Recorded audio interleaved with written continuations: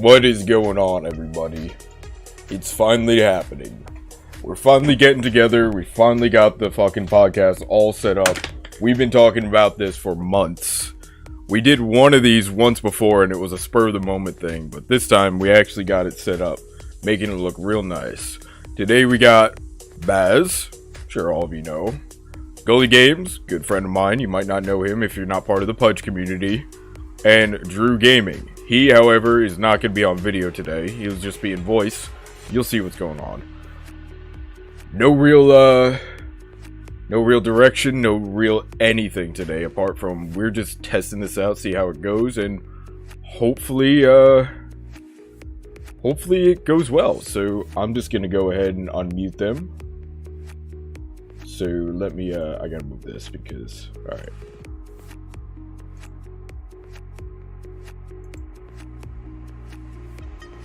Hello.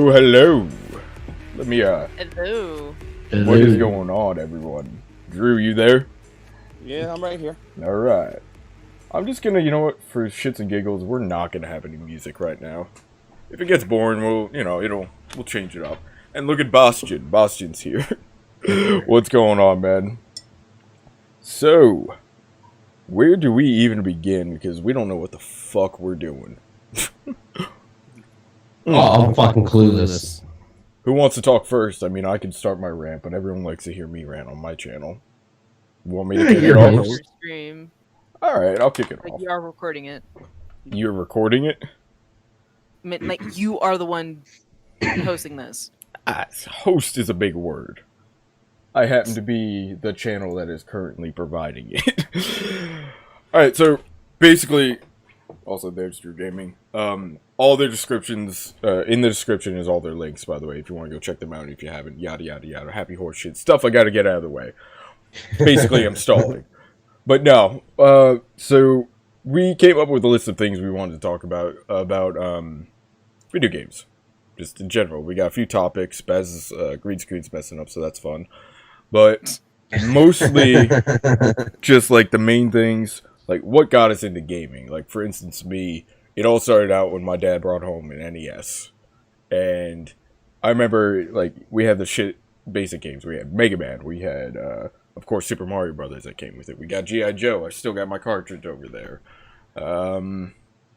Super Mario Brothers 3, that was a big one back then. But yeah, for a while there, my dad was out of work, so he would do nothing but try his best to play Mega Man, and he fucking couldn't beat it, and then my brother picked it up and was like, I got this! You know, little fucking 7-year-old, like, Dad, you suck! So then we progressed from there, and the next big console we had was PlayStation, the first one. Not a PS1, a PlayStation. Hey, what's up, Timmy? What's going on, Mr. Speak? Sorry, I'm not reading chat. I'm doing my rant right now. You guys can chip in if you want. Say hey to I've been everyone. saying hi in chat. Oh, okay. Yeah, same here. I didn't want to cut you off. Okay.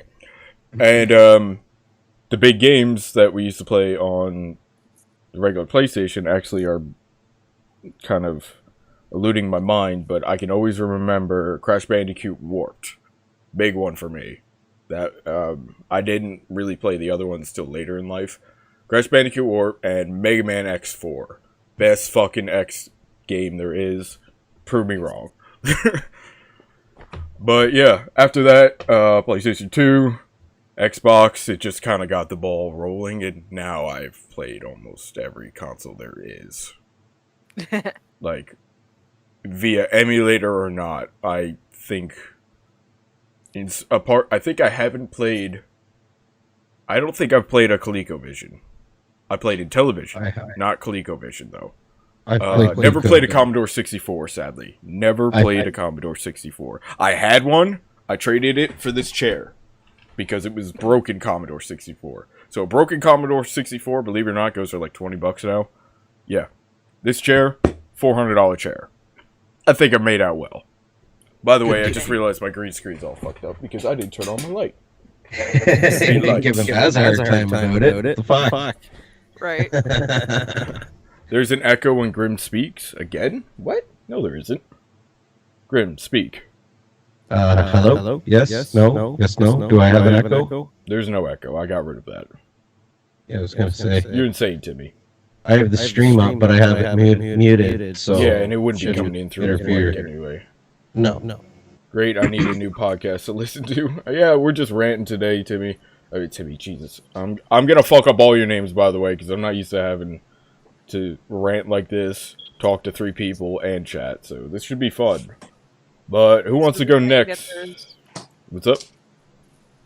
Mr. Speak, Dragon Slayer, and I think Bastion are both saying that there is a echo. Also Heart. It might be... It's got an echo. You know what? The only echo that might be happening, guys, is my mic is so sensitive that it's picking up my headset. So let me turn this down, since I usually have this further away from my face. That's about as best I can do. Yeah. So now I'm really gonna have to talk into the mic. But yeah, who wants to go next?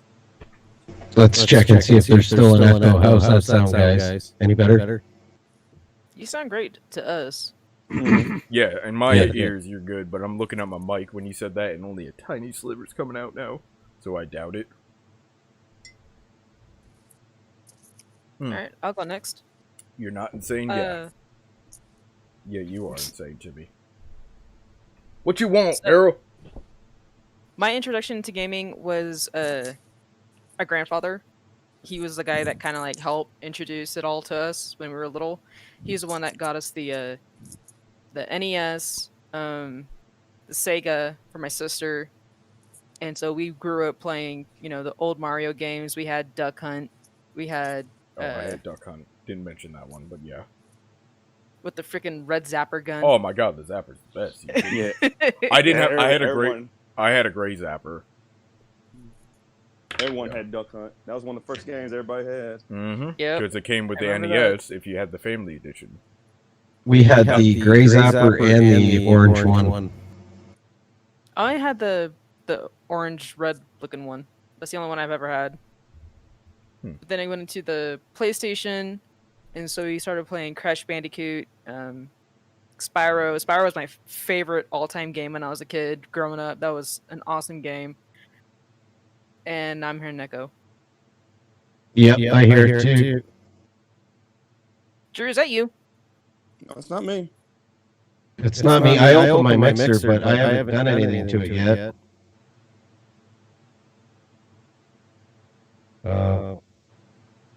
It's on Dark Side.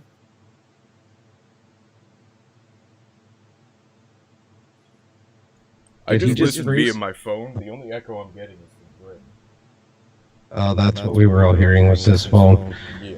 So no, I muted my mic, so you didn't hear my phone. What about? You might have heard it in. Sorry, I didn't mute this. Hang on. Hang on. Yeah, I'm sorry. One more time. You guys start talking. Check 1, check 2, check 3, check 4. How's that? Check all that. Checking. Check 1, check 2. Check 1, check 3. Test these. 1, 2, 3, 4.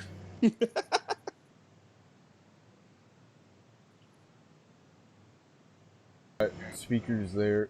Well, no, I'm getting all these weird ass fucking things. Like Emma Rose sent me an invite on Skype. Who the fuck is that?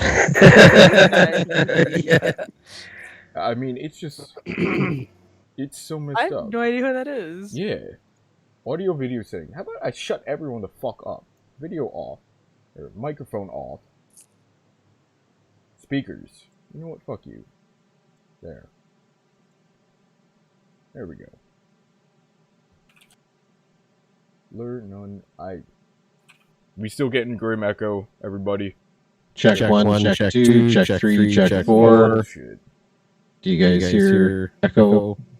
Echo. I mean, I'm gonna have to pull up my phone again.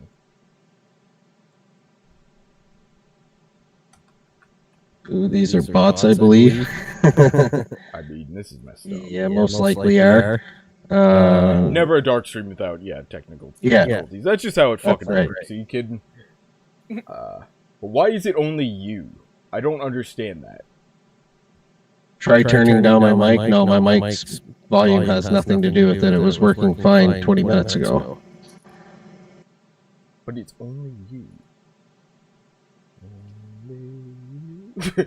Sorry. Are you really gonna sing that song right now? Playing way too much Far Cry, can you tell? Maybe double output? Yeah, but...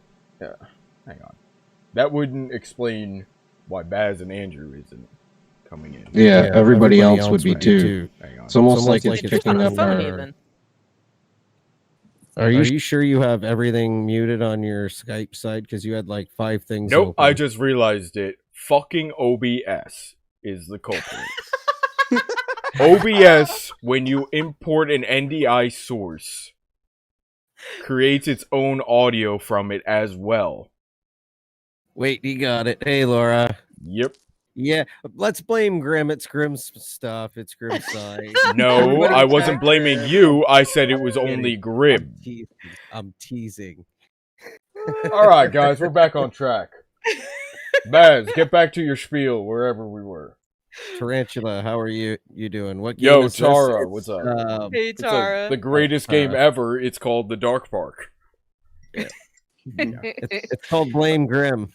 It's a classic. Well, why wouldn't you blame Grim? I mean, come on, that's just what we do. If it's not I mean- Grim, if it's not Grim, it's Baz. That's just how the world works. Come on. I always look guilty anyway, so That's true. Well, shut up, Baz. I usually am. It's anyway. always your fault. Oh my god. Come on. Anyways, so yeah, the old consoles I had, the SNES I had it with my dad. So I got to play a lot of video games, and my grandfather was definitely one of the guys that, for the better term, enabled my gaming. And he also was the one that kind of pushed me to pursue like video game design when I got into college and things like that. Like he really helped me be like, yeah, you should really do something like that. Make something really scary. And I remember him saying something scarier than Resident Evil. I love Resident Evil. I know you hate it, Dark. Awful, awful, awful. Terrible. You suck again, Drew, for that stream. For those of you that don't know, Oh, what, you don't want me to say it? You can't just fucking throw a follow-up like that and expect me to just... all right. For those of you that don't know, Drew donated, how much was it? 150 for Dark to play Yes. Resident Evil 2? Yeah, 150. And Dark played it and beat it. Yes. So yes, he I has did. full-on right to I can comment now what he officially wants. complain with merit as to why that game sucks. It sucks. To be fair, you did complain the entire time you played it. 'Cause it sucks. I knew you were gonna say that. He was so mad that he had to activate stairs. Why do you have to act... I go up to a staircase. What do? You walk up the staircase. No. Hang on. I need to activate the stairs. It's not a fucking Escalade. Escalator, whatever. Fuck that game. Yeah, I just remember when I donated Also, 150. Let me Dog just Oh, he just yeah. threw the controller on the ground when he saw it. I almost broke my controller doing that too, which that's the first time I've ever thrown a controller. I'm not joking.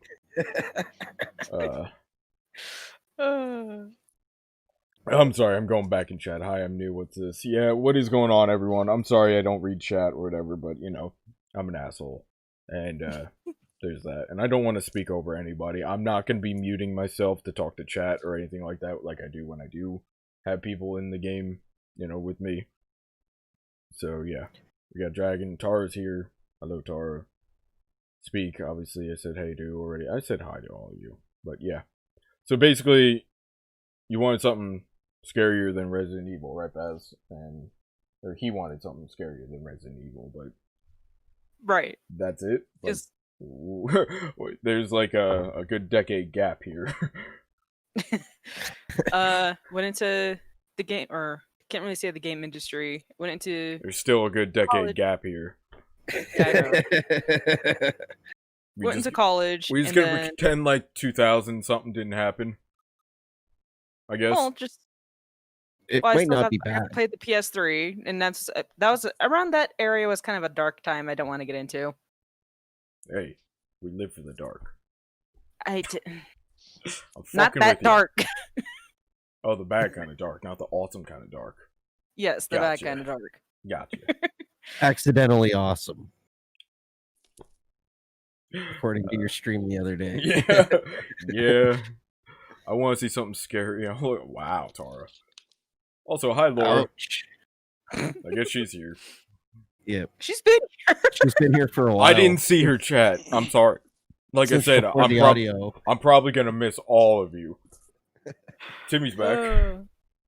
Hey, welcome back, Timmy. So you got into college, you do an art design or whatever. Which, by the way, if you're in my Discord, I have this little sub channel called the Art Department.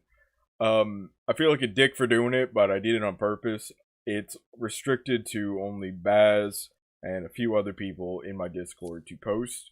The reason I did that is because I've seen other people with art departments and they just post some like you have assholes who like just post like stick figures with dicks on them. Be like, check out my art, and I'm like, that's not funny. Not doing that shit. But yeah. Anyway, college. You were saying? college. Started going into PC gaming, and I almost rarely use my consoles. I feel kind of bad because I have an Xbox 360 that's kind of collecting dust at the moment. I feel bad because all my Fable games are sitting there going, play us! Oh, I love Fable, but continue. And about a couple years ago, came on here and found you guys. Well, I mean, Sorry to hear that. yeah. Well, you and Drew kind of knew each other through Wesker, which is also, we can talk about how we got into streaming as well, because every single one of us in chat right now are streamers, by the way, content creators. Like I said earlier, they're in the description, but I'm pretty sure everyone here is sub to them already, but, you know, whatever. In case anybody, you know, goes back and watches this shit. Yeah, like you said, Dark, is that Drew and I have known each other, I want to say, for at least a couple of months before we started going to different, like, other people's streams, like in Big Bosses, Pudges, Ambigs. Like, we all started at Wesker. Yeah. And then Wesker just branched us out when he was doing raids. Yeah. See, like, me and Grim have a different story. Unless we want to come back to this, and Drew and Grim, you guys want to talk about your gaming history? It doesn't matter to me, man. We got all kinds of time. We got no fucking format for this shit. Exactly. So, it doesn't matter. Drew, what about you, man? Like I said, I told you before how I got into gaming. It was my brother. You told me, you didn't tell them. Oh. But anyway, I don't really give a shit what you told me. He had a Nintendo, remember, and the first game I ever played was Jaws. Oh, God. I am so sorry to hear that. I cannot stress that enough. I know it's not a good game, but for some reason I like it. Well, so, I am even sadder to hear that, so, you know. Yes. Yeah, some years later, I bought me another copy. I need to pause 1 second. Mr. Speak just said Fable sucked. You suck. I saw that. You suck. Fable 3 sucked. Fable 2 was cool. Fable 1 was the best. Lost Chapters. I'm sorry, but by the way, take Mr. Speak's side on this one. Oh, you can go fuck yourself. Which one'd you play? I don't even remember which one. I think it was 3, but I might be wrong. 3 sucked. 3's the one that they gave. It was on the 360. That's all I can remember. Oh yeah, well they were 2 and 3 were for the 360. 1 was for the original Xbox. By the way, Baz is going to be shifting size or whatever. It's something we can't adjust because she has her camera on auto focusing. It's a long story. Doesn't matter. So yeah, she's a freaking Logitech. She's a shapeshifter. So we'll just leave it at that. I'm a shapeshifter. I'm a wizard. A lizard? Wizard. Like in Shadow of Colossus? I hate you so much. Fable 2 was your favorite. Alright. I liked Fable 1's art style and gameplay the most. I think everything was formatted perfectly for that, and they ruined the everything like that. Fable 2, I liked the open worldness of it. I liked the largeness of it. I liked the expansion of various mechanics and stuff that you could do with it. The fighting sequences, however, I did not like. I always did a skill class, And as long as you've got this one particular gun, you are a fucking god.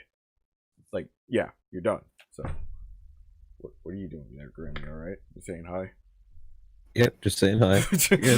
By the way, your eyes are getting greened out.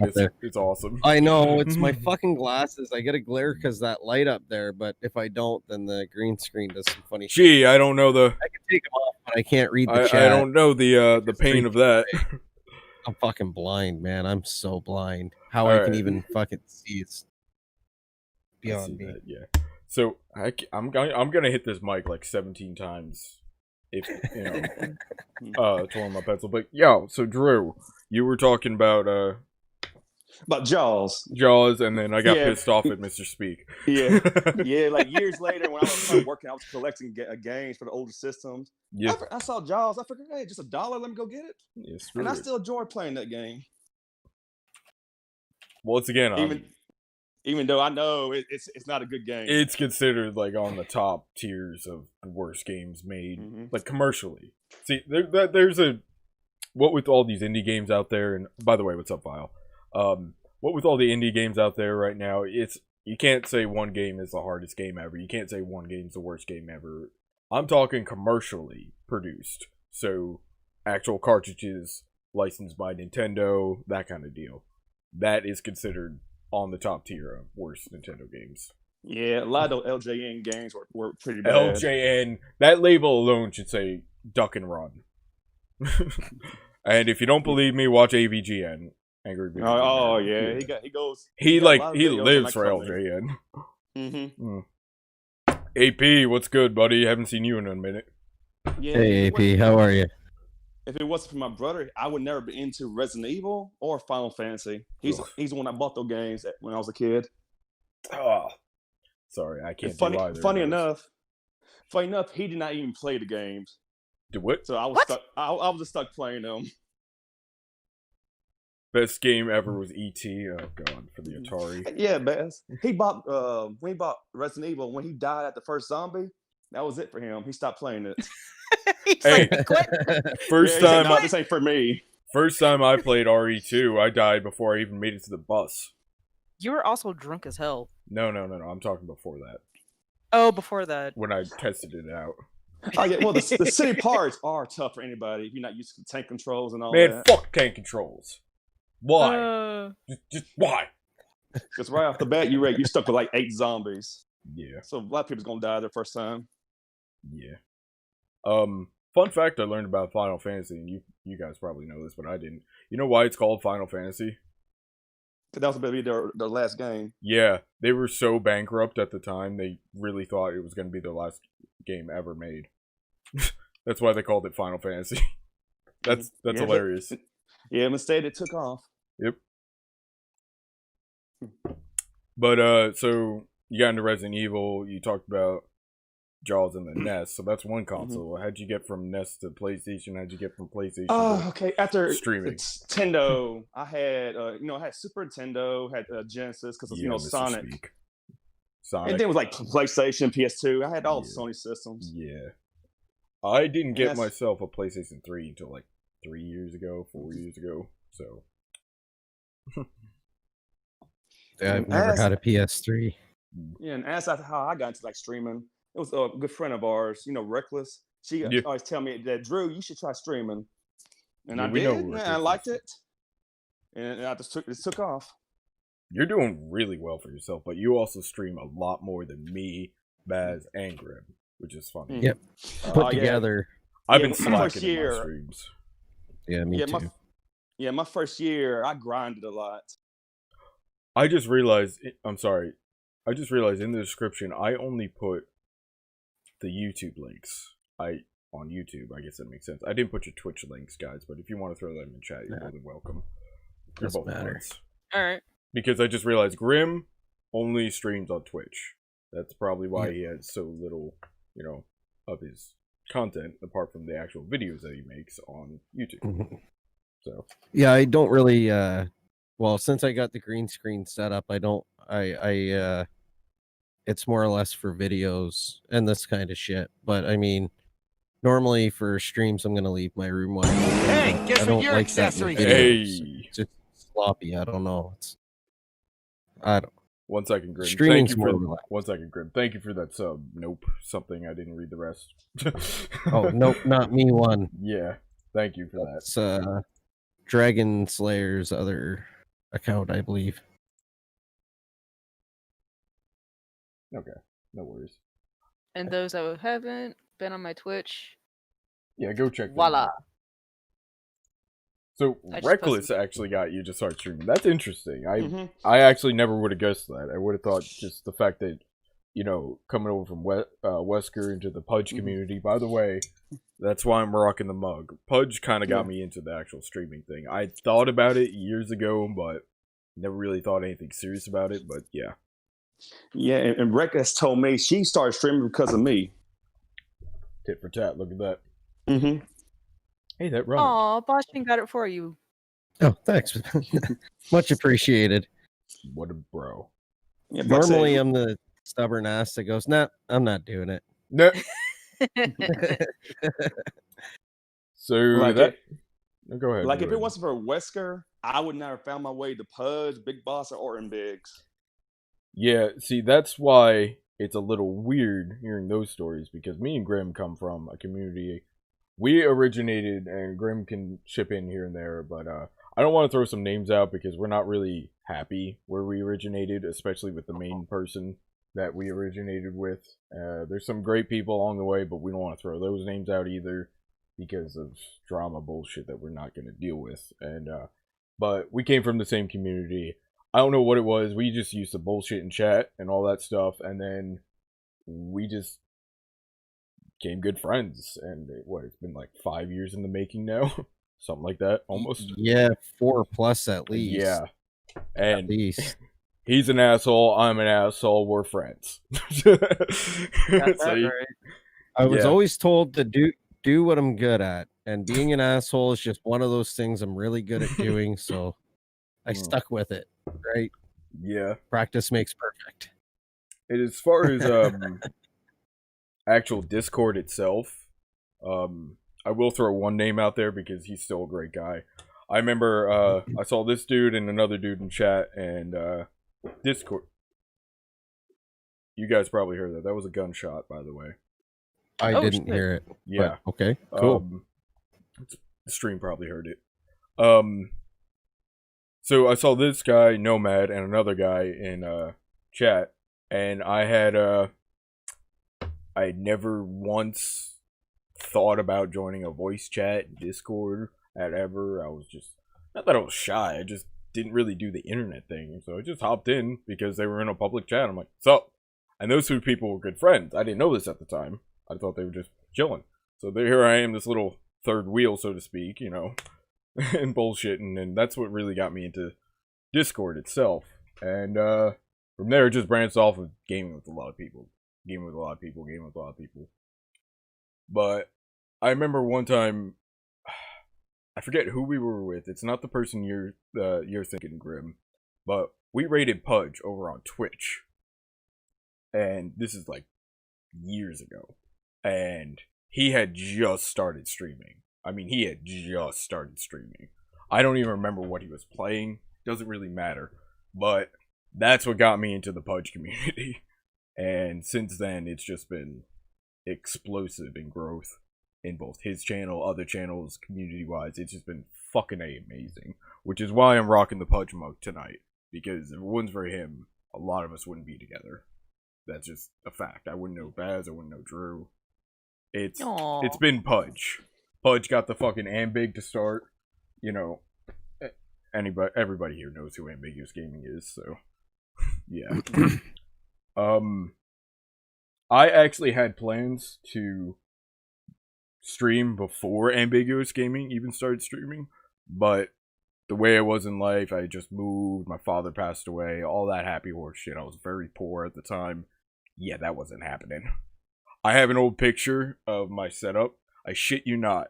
It was a monitor on 2 milk crates, my guitar case. Oh, I hit my mic. My guitar case, my monitor. I had an armchair, right? The keyboard was on my lap. I had an old graphics card box on my armrest with a mouse pad on it. That's how I gamed for a solid year. That was my extent of my setup. Fun times.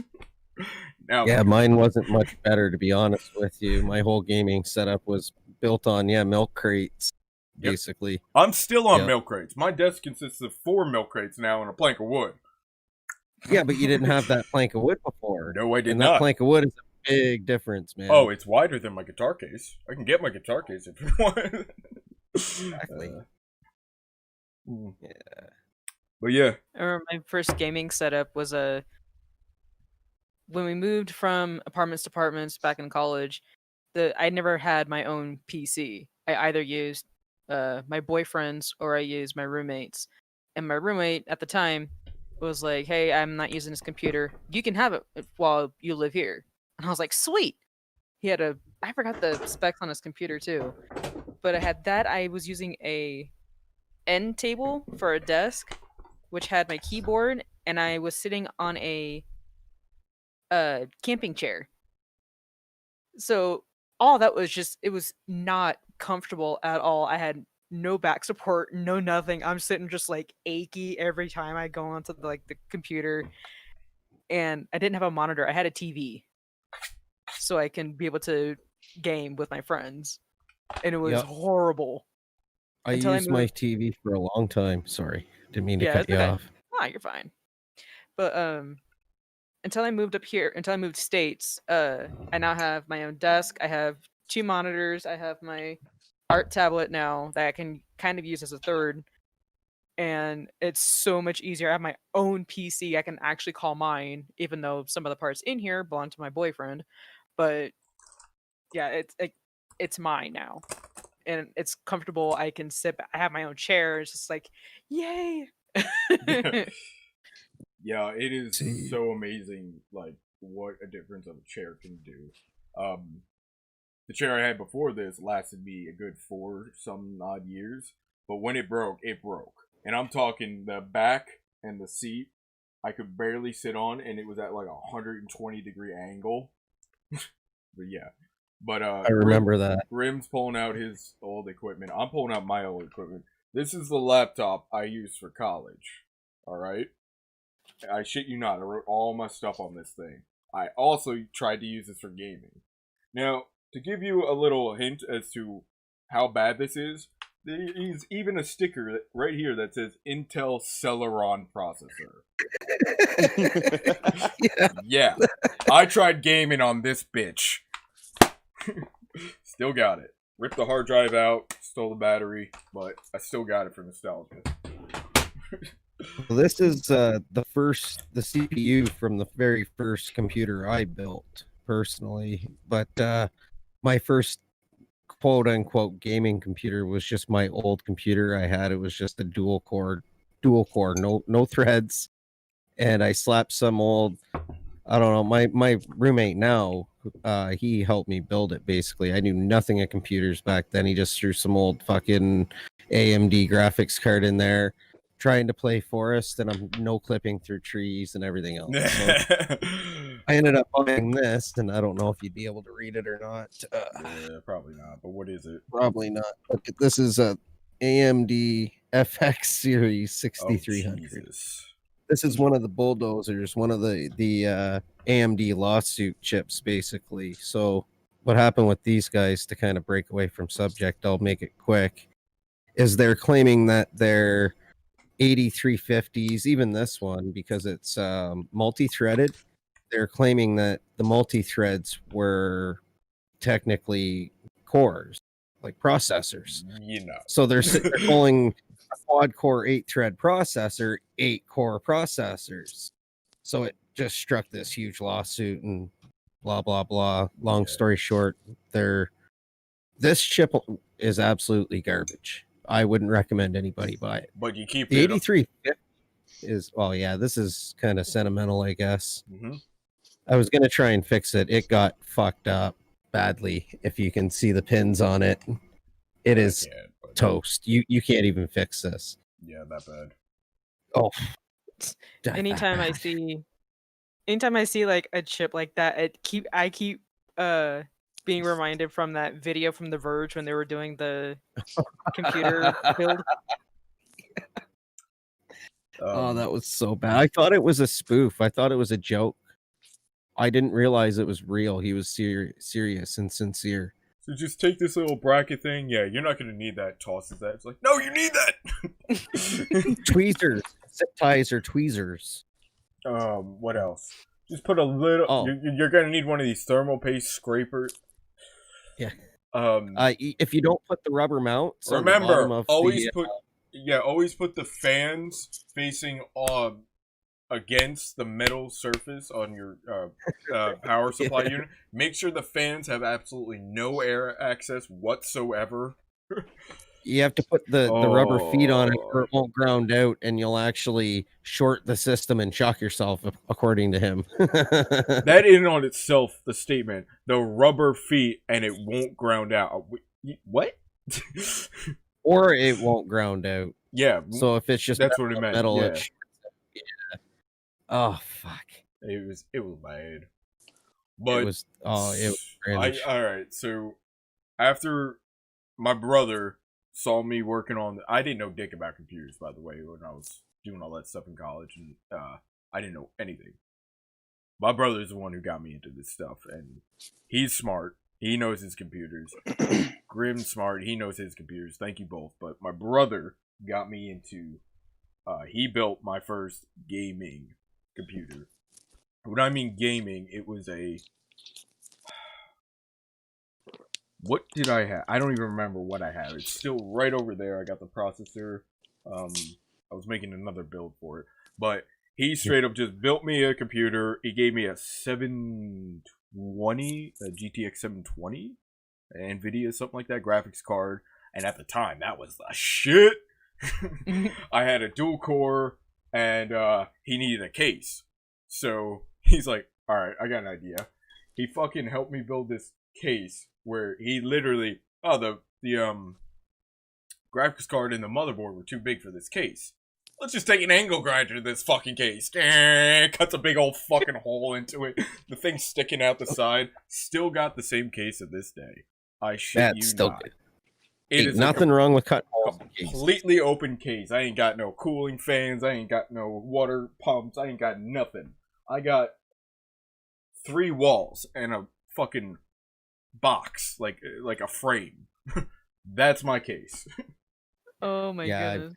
And I remember I was able to play Team Fortress 2. That at the time was like mind-boggling. You know how many fucking hours I put on that? Because I had several accounts over the years. But my current Steam one only has like 450. Yeah, that's like a third of what I played. I remember playing Dying Light on that, and it was slow. And I was like, oh, I'm still playing Dying Light because I like this game.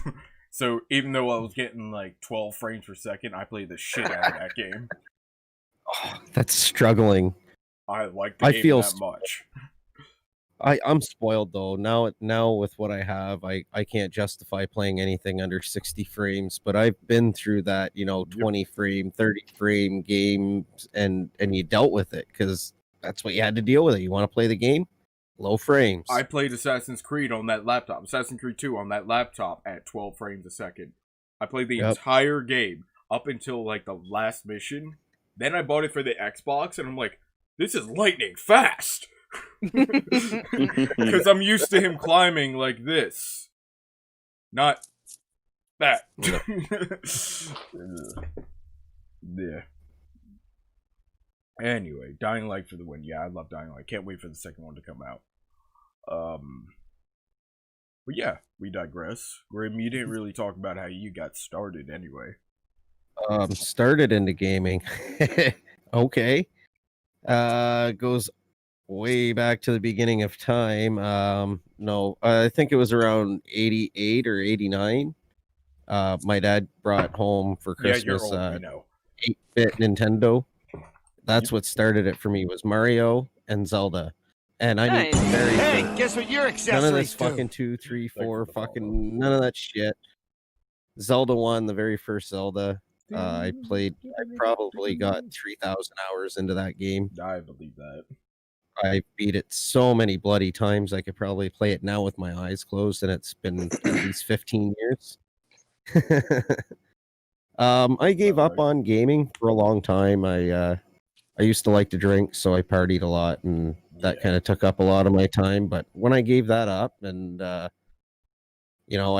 kind of needed something to keep my time occupied, and so I started gaming and whatnot. And I think the first game I got back into was The Forest.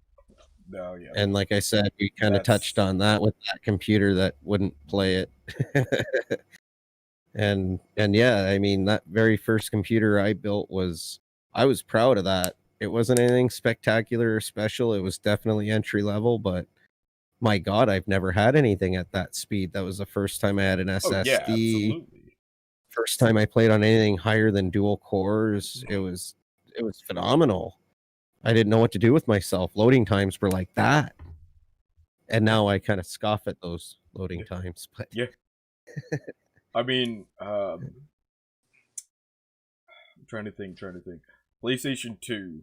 I remember the longest loading time game I ever had was one of the Crash Bandicoots. And the entire sequence was him falling, it looked like. And I remember just sitting there for like 5 fucking minutes just to play one level, and I'm like, it's worth it. Game actually ended up sucking in the end, but that's beside the point. Loading times. Oh. But I never truly experienced bad loading times till I bought my PlayStation 3 a few years ago, and one of the first games I ever played was The Last of Us, and I went in that shit blind, even though people have been talking about it. It'd been out for years at this point. But it got so bad to the point where I thought the disc was broken and the game wasn't about to load it. I was literally about to pull the plug and it loaded up. I'm like, oh shit! Yeah. It was bad. Loading times are fun. Especially when a lot of games on the PlayStation 3 don't have a progression bar as to how much it's loaded. So it's like, did it freeze? Yeah, good times there. The only game that I experienced... Oh, sorry. No, you're good. Go ahead. I'll say the only game that I experienced any sort of like loading issues or something like that was Shadow of Colossus for the PS2. Oh my god. It would be screaming. We had to fucking bring that game up. We just had to. Everyone who experienced the OG Shadow on an OG PlayStation. I'm not talking about the Slim. I'm talking about the fat fucker that had the network adapter and you could put a hard drive in. Oh my god. That is just amazing. How much... The single fact that that game was able to run is amazing. Melted a lot of processors, I'll tell you that much. I can imagine. Runs hot. It's incredible. Yeah. No, loading times issues. Well, that 6300 didn't really like loading either Rust or Arc. And I mean, you want to talk 5 minutes? No. I've literally sat at my desk staring at my monitor for 15 plus minutes waiting to load into Arc. I was going to say, Arc's a it's a CPU hog. It's a CPU hog. It's its own category. Yeah. Same with Rust, though. Rust is really demanding, especially for the age of it. I mean... I've never played Rust. Never will. You can't tell me otherwise. Nope. I'm not getting addicted to that crack. I'm not playing World of Warcraft. Not playing any of those. My cousin is severely addicted to World of Warcraft type games, and I just... Nope. I played RuneScape back in the day. Who else played RuneScape? Nope. I did. Drew? Nope. No, I never played it. No Sarah Dallin for the win, yo. Yeah, no, Gothics. Yeah, so that was the biggest crack. I forgot about that story. Jesus, that was on my old Insignia fucking computer. Okay, that's another thing. My old Insignia computer didn't have a graphics card, but I could run Halo, the PC port of Halo, CE. Only issue was I couldn't play online for various reasons, but the main reason was every single character, Master Chief, had gray armor.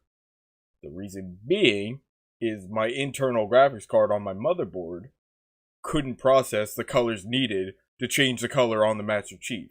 So every single character was gray. That's why I couldn't play online. There's no red, there's no blue, there's gray.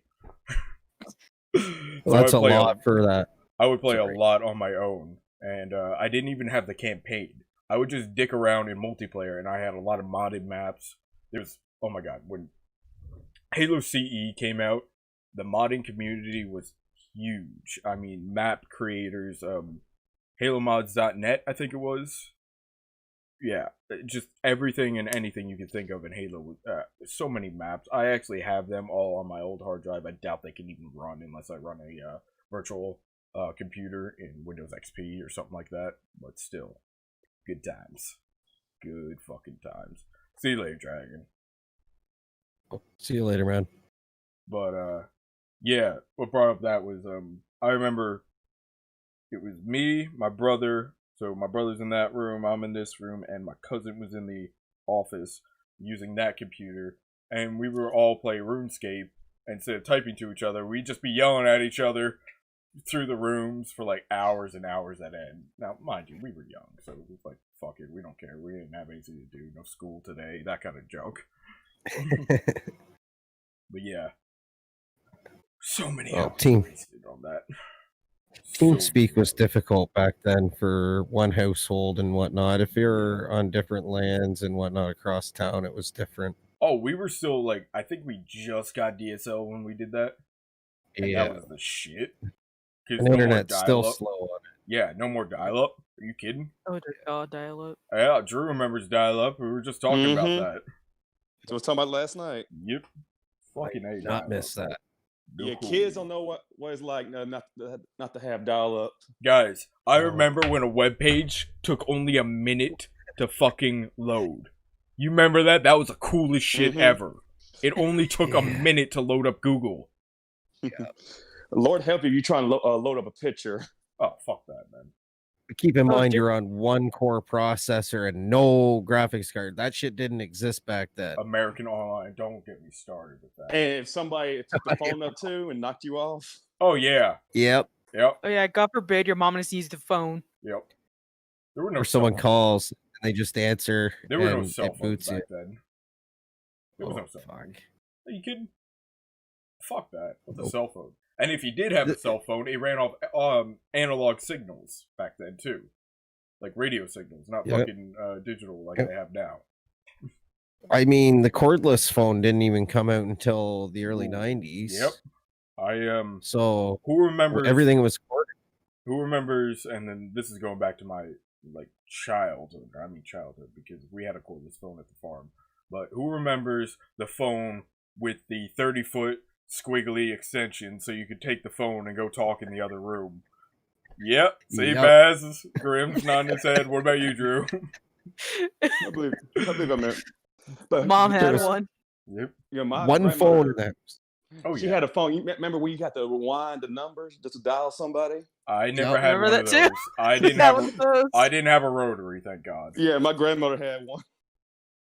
The rotaries were nice though, because one, there's two good reasons for it. First, best reason ever is, I think Jerry Seinfeld said this, is you ever try slamming a fucking cell phone in anger? You can't. But slamming that phone to hang up on somebody, there was nothing better. When you were so mad and you could almost drive it through the table and it'd be fine. I remember I was doing my hand gestures and I was talking to you, Grim, and I was we were in like a video chat or something, and I was talking about how I was on the cell phone, whatever. So I'm doing the hand gestures where I'm like this, and I'm just like, God damn it. And then I'm just like, wait a minute, I just hung up the iPhone.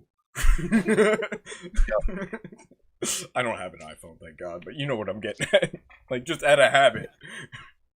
Well, the second good reason was if someone kept trying to take the phone from you, you could fucking hit them with it, and it actually did damage. They wouldn't have a minute to get up, and you'd have time to actually hang your call off. Not worrying about breaking your screen or anything like that. Yeah, there was no screen, and the thing was solid, like 20 pounds. Don't tell me what to do, Brianna. But hi, how's it going, Brianna? I need to take a bathroom break, so I also need to fill up my coffee. So entertain while I'm gone, all right, guys? All right. Okay. Scary times. Oh no. No, we can talk about. We never got to talk about the favorite genres of games. It's a good way to start. I've always been more interested in survival type games than anything else. Like, you know, side scrolls were always great. That's what I grew up with, you know, your Mario and all that shit. But I mean, yeah, it was I think survival games that brought me back into gaming, like The Forest and Ark and those kind of games. True. Probably platformers for me because I love as a kid playing Mario. Platformers, okay. Or platformers, yeah. That was I said side scrollers, didn't I? Yeah. Yeah. Potato, tomato. Potato, butternut squash. Exactly. As far as favorite genre, I don't know if I really have one. Although my favorite game of all time is Spyro, so I guess it'd be a platform, and that's a platformer. Mhm. But I love the heck out of that game. The thing that's funny about Ark, though, is Ark is very demanding on a PC. It is. You're right. But Very it is demanding. fun. That's what, I love dinosaurs. That's why I play that game. Yeah, you can tame them, you can ride them, you can fly them. What other game had that when it came out? It was, a one of a kind of thing. Not many, I know that. Yeah. And they're still adding more to it too. Oh yeah, they just made another map, Crystal Isles. I haven't checked that out yet. They also brought another dinosaur. Yep. A few dinosaurs, a few different breeds. Dinosaur. Every new map opens up, they bring out different sets of dinosaurs for those maps. I remember wigging out when they brought out the wyverns for Ragnarok. Yep. Them and the griffins. The griffin really caught my attention. I like them the best. Hey, David's in the house, guys, over on Twitch. Oh, hey David. I don't have Twitch open. How dare you? I know, right? I've only got two. But it's not like me. I also do like story games too. Like I thought Night in the Woods was a really nice game. I thought it was very pretty. What? Game? Yeah, you're an anthropomorphic cat, but still, it was still a pretty game. Oh, that game. Oh, yeah, no, that cartoon game that you tried to stream once, and you're like, oh, wait a minute, this is not a stream-worthy game. It's a good game to play on your own, not so much to stream. Because there's plenty of games like that, and we could do a whole rant about that if you really want. I mean, we were talking about like favorite genre and stuff like that. Oh, you guys already switched to that? Yeah, no worries. Because I noticed when we were talking about the phone and stuff, like, guys, it's supposed to be gaming. Yeah, we were getting a little off. Yeah, a little off track with the damn chords and whatnot. But yeah, no, we're talking about games. Absolutely. Continue. But yeah, like story games I really like. I really enjoying, for those of you that are sub to me and went to my last stream, I played Abzu and Grease. Love Grease. Not Gris. Beautiful right now. Yeah, it's not Gris. It's not French. It's Spanish. I thought it was Gris. Gris. Well, that's because you're neither French or whatever. But yeah, Abzu was absolutely beautiful. Giant Squid did an awesome job with that game. Like it's really a really good artsy kind of game. I do like my horror games, even though I'm a wimp when it comes to like Total pussy. I'm a wimp when it comes to like PT. I am still definitely like, not stand Lisa for the life of me. When Dark Better was playing, David. What game was that you were playing, Dark? Which God's game? Basement. Biggs kept telling me, Baz, you need to play. Need to play God's Basement. You still need to play God's Basement. No, I'm not gonna play God's Basement ever. It's a great game though. You'd enjoy it. I wouldn't. I enjoy watching people suffer from it, and that's good with me. Why do you think you should stream it? We enjoy you suffering from it. Everyone right now in chat, if you haven't, please go to Baz's channel in the description. Look up her PT stream. Look it up. Please do it. I forced her to play. By the way. I forced her to play the Unreal version of PT, not the original PlayStation one, sadly, because I couldn't get my hands on a copy. She lost her copy. She doesn't have a capture card either. Regardless, I got her to play it. I'm in voice chat with her. She'd been drinking. She was freaking. On your left. Oh my god. Oh my god. Then she's like got stuck in a loop and she didn't know what to do. So I'm like, Okay, turn left. She turns right. Your other left! She continues to turn right. Okay, go back the way you came. Go back the way you came. Continues to walk forward. No, where you came from. Continues to walk forward. Oh, man. Well, it could have been worse. At least she didn't keep going to the bathroom. Yeah. Yeah. That would have been Oh better. my god, when Tulpa kept going to the restroom. Oh yeah, that's... Not in the bathroom. Oh my god, that's another one. You hate horror games or you book something... Yeah.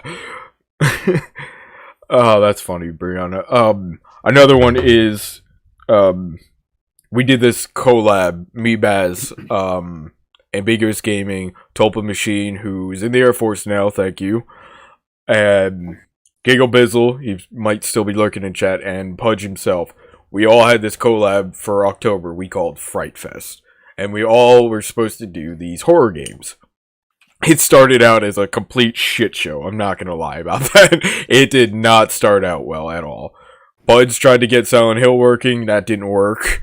So he ended up playing Dino Crisis. Yeah, he ended up playing Dino Crisis. It worked out great in the end because I mean it's Pudge. He was pissed though. You could tell he was not in a good mood. Next stream was Tulpa. I forget what game he was playing, but he couldn't get his to work either. So I sent him PT and he streamed PT, and that's what I'm getting at with this rant is there's a sequence in PT near the end where you have to find 5, I think it is. I think it's 5 or whatever. I know all the locations in my head. I just gotta think about it. I have to see it. 5 little fragments of a picture. And he couldn't find the last one.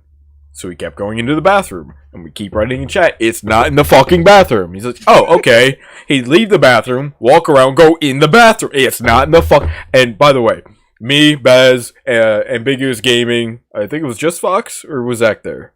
I think Zach. Both. Yeah, okay. Ambiguous Gaming is all in a Discord voice chat, or video chat, and we're all like, it's not in the fucking bathroom!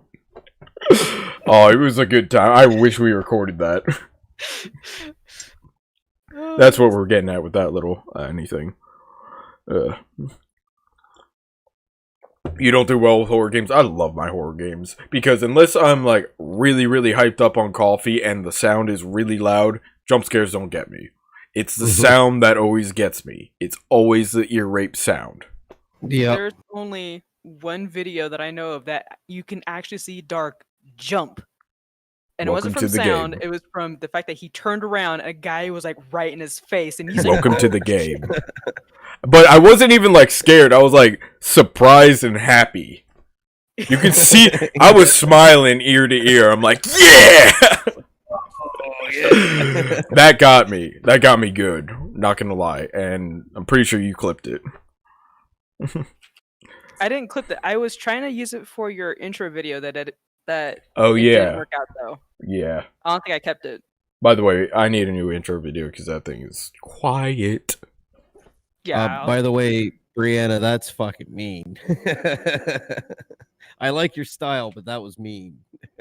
That's... She shot her brother in the crotch with. Yeah, no, I read it. You don't have to fucking read it out loud.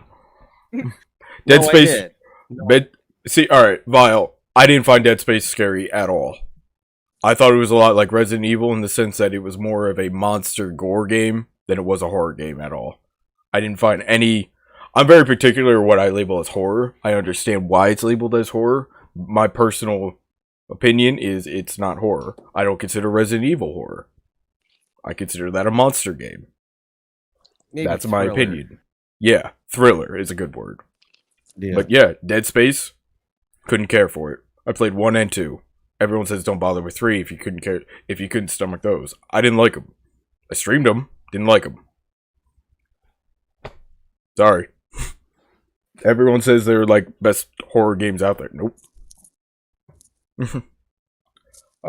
My top horror games of all time have always been psychological horrors. I'm gonna say the ones that truly scared the shit out of me, and I played them on my laptop actually. Back in the day, is because I played them in the dark, headphones by myself. Was Condemned Criminal Origins, amazing game. The fucking mannequins They made the precedent of mannequin horror. They set the bar high. I don't know if they were the first. I don't really care. They set the bar. And the second game, Fear. That game will make you terrified of little girls. I know that's weird as to say, but it's true. You've never been scared of a little girl in your life till you've played that game. The Ring ain't got shit on this game. Alright? I guess when we play a lot of indie horrors, you become desensitized to mainstream horror. It's not so much a desensitization. Hey, guess what your accessories to? Thank you for that follow. It's not so much a desensitization. It's more or less I am particular with what I consider horror. Because what I consider horror is something that would truly is truly there to enact fear for the purpose of fear and nothing else. In Resident Evil, there's zombies and there's stuff and there's gameplay and you gotta shoot them down, you gotta mow them down. It's a zombie game. But in Condemned Criminal Origin, this is why I like psychological horrors, the horror elements there are there for the sake of horror. Nothing more. Yeah, but I digress again. Next! As far as, like, top horror game I've ever played, I know people say, like, oh, Resident Evil isn't scary. Resident Evil 2, I experienced it when I was still a little kid. I had legit nightmares of that game when I was little. But more Little for mini Baz. one part. And it's the grossest, nastiest part ever. And that was when G was bursting out of the reporter. I forgot the name. Ben. I keep forgetting. Yeah, Ben. That part. Seeing that when you're like 8 years old, not great. Because I'm used to like my grandfather would sit me in front of the TV making me watch Alien. Yeah. I watched The Ring when it came out. By the way, Baz is glitching again, but just bear with it. Yeah, I hate. I don't know why my stuff's doing it. Fear, yeah. Sorry. I want to say another game that I hated as far as fear factor went. There's PT. PT will always be one of the scariest games ever because I can't stand Lisa like charging at your face. She just wants a hug. And then there's also Condemned. I'm going along with Dark here because Dark is actually the person that gave me Condemned for me to play. Name a fucking horror game on her channel and I gave it to her.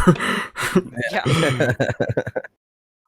But no, Condemned with that freaking mannequin part inside the mall, I was scared shitless. I didn't want to look back. I'm like, I know they're right behind me. I don't want to look back.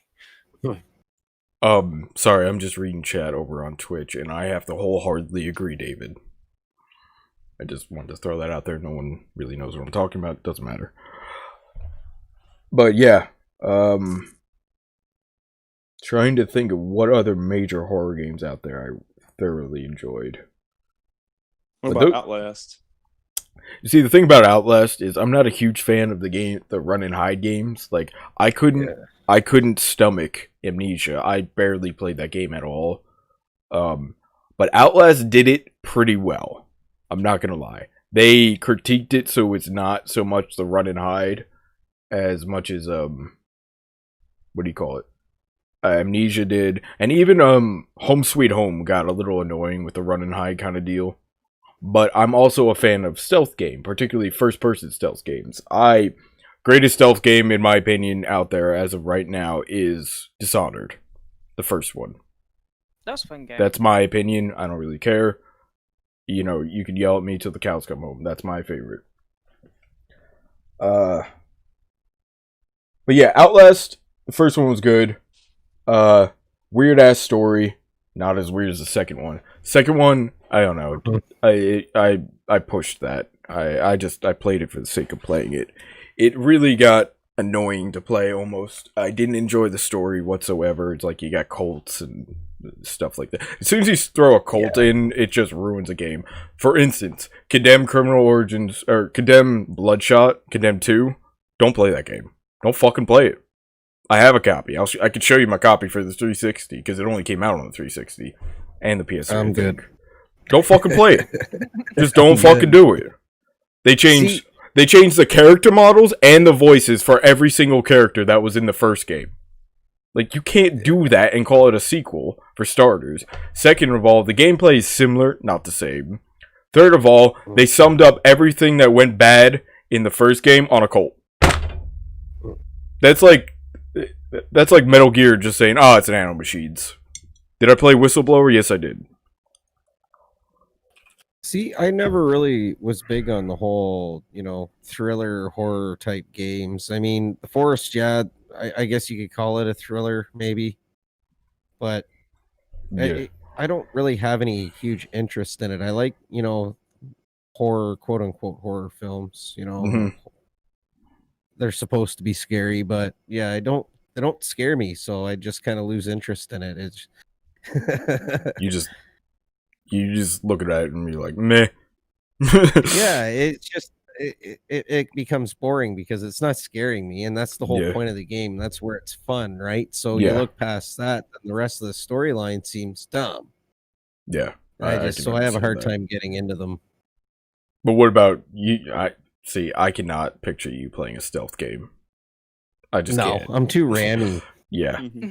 You see, like, machine gun and it's funny that Baz said she likes Dishonored because Baz is not stealthy. She is not stealthy. Like, we even made this little comic of me with like a silent sniper holding it up, and I'm like, Baz, I said we're going in stealth, and she's holding up a minigun. Like, what do you mean? That was a joke. It'll be quiet soon. Don't worry. Which is funny how you say that I can't really do stealth games because actually I thought Soma was a really good game, and Soma's basically like stealth and like trying to like sneak past these weird robots. Soma is another story. Drew, you're not talking much. Do you play Soma? No, I never played it. I know.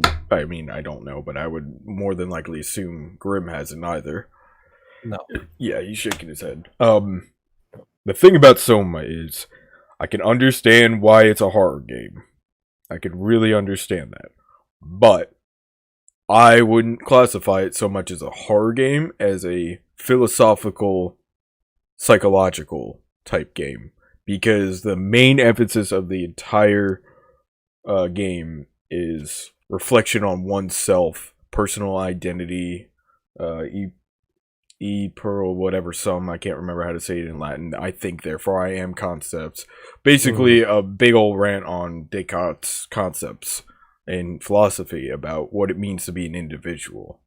That was the main focus of the game. And also you're trying to avoid these alien robot thingamajiggers underwater. Also that you're trying to find who you are, you're pretty much and running from it's hard to explain, in a nutshell. I could go on another rant about Soma, but I think Soma was a brilliant game. A lot of people would disagree with me, but that's because they didn't understand the core concept of the game. Same goes with a lot of games that have that type of philosophical deep thought meaning. I've talked to plenty of people who didn't like the ending of BioShock Infinite. Well, that's because they didn't quite understand the multiple dimensions and concepts of the physics behind it, parallel universes and the whatnot. That's the only reason. You just didn't understand it, therefore they didn't like it. It's like, oh, sorry, can't help you there. To be fair, though, the general population don't really understand string theory, so it's kind of a tricky subject. Yeah, I understand that too, but they kind of laid it out pretty fucking basic in that game. Fair enough. I mean, they did that on purpose, but yeah. Each their own, I assume. But go ahead, Drew. But speaking of the games, you talking about you got to hide.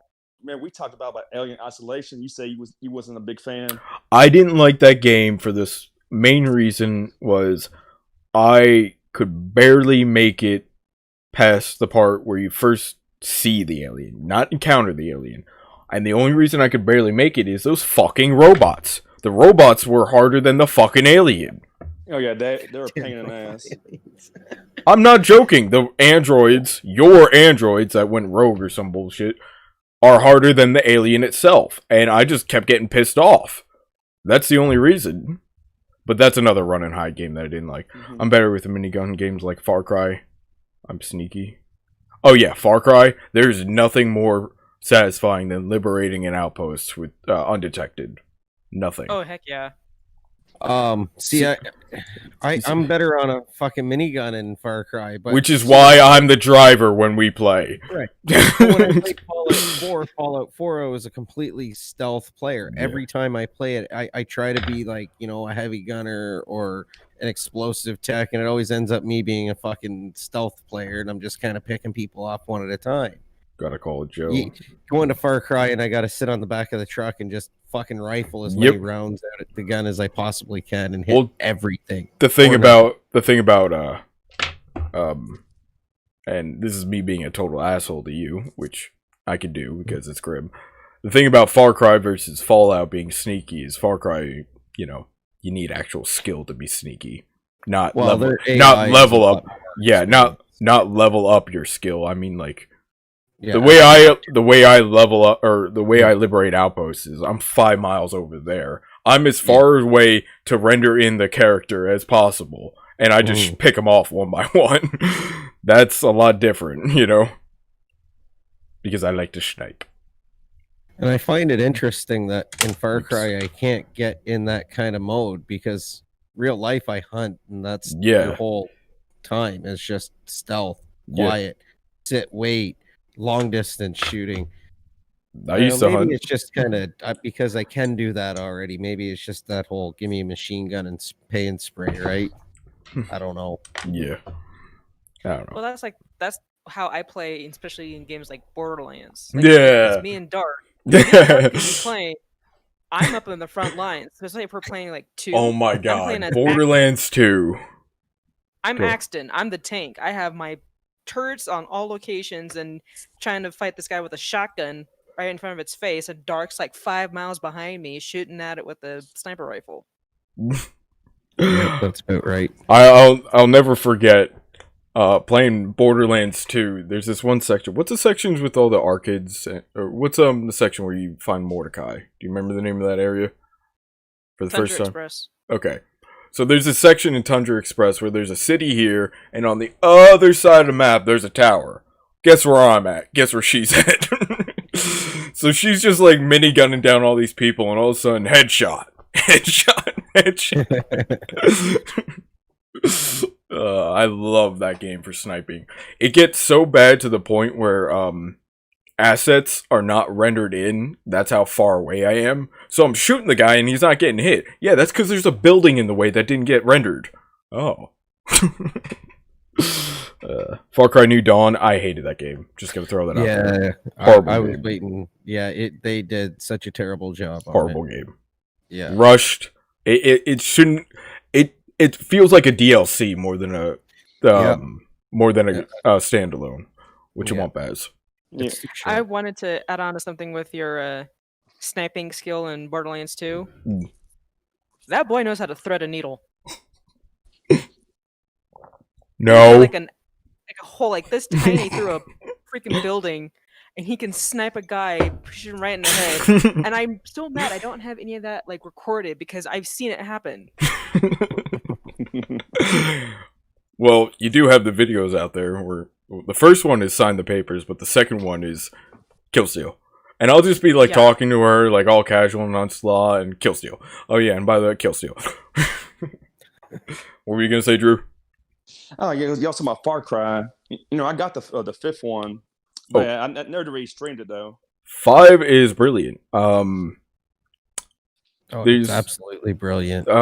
There's a lot of stuff I can argue that's good and bad about it. The story is good and bad.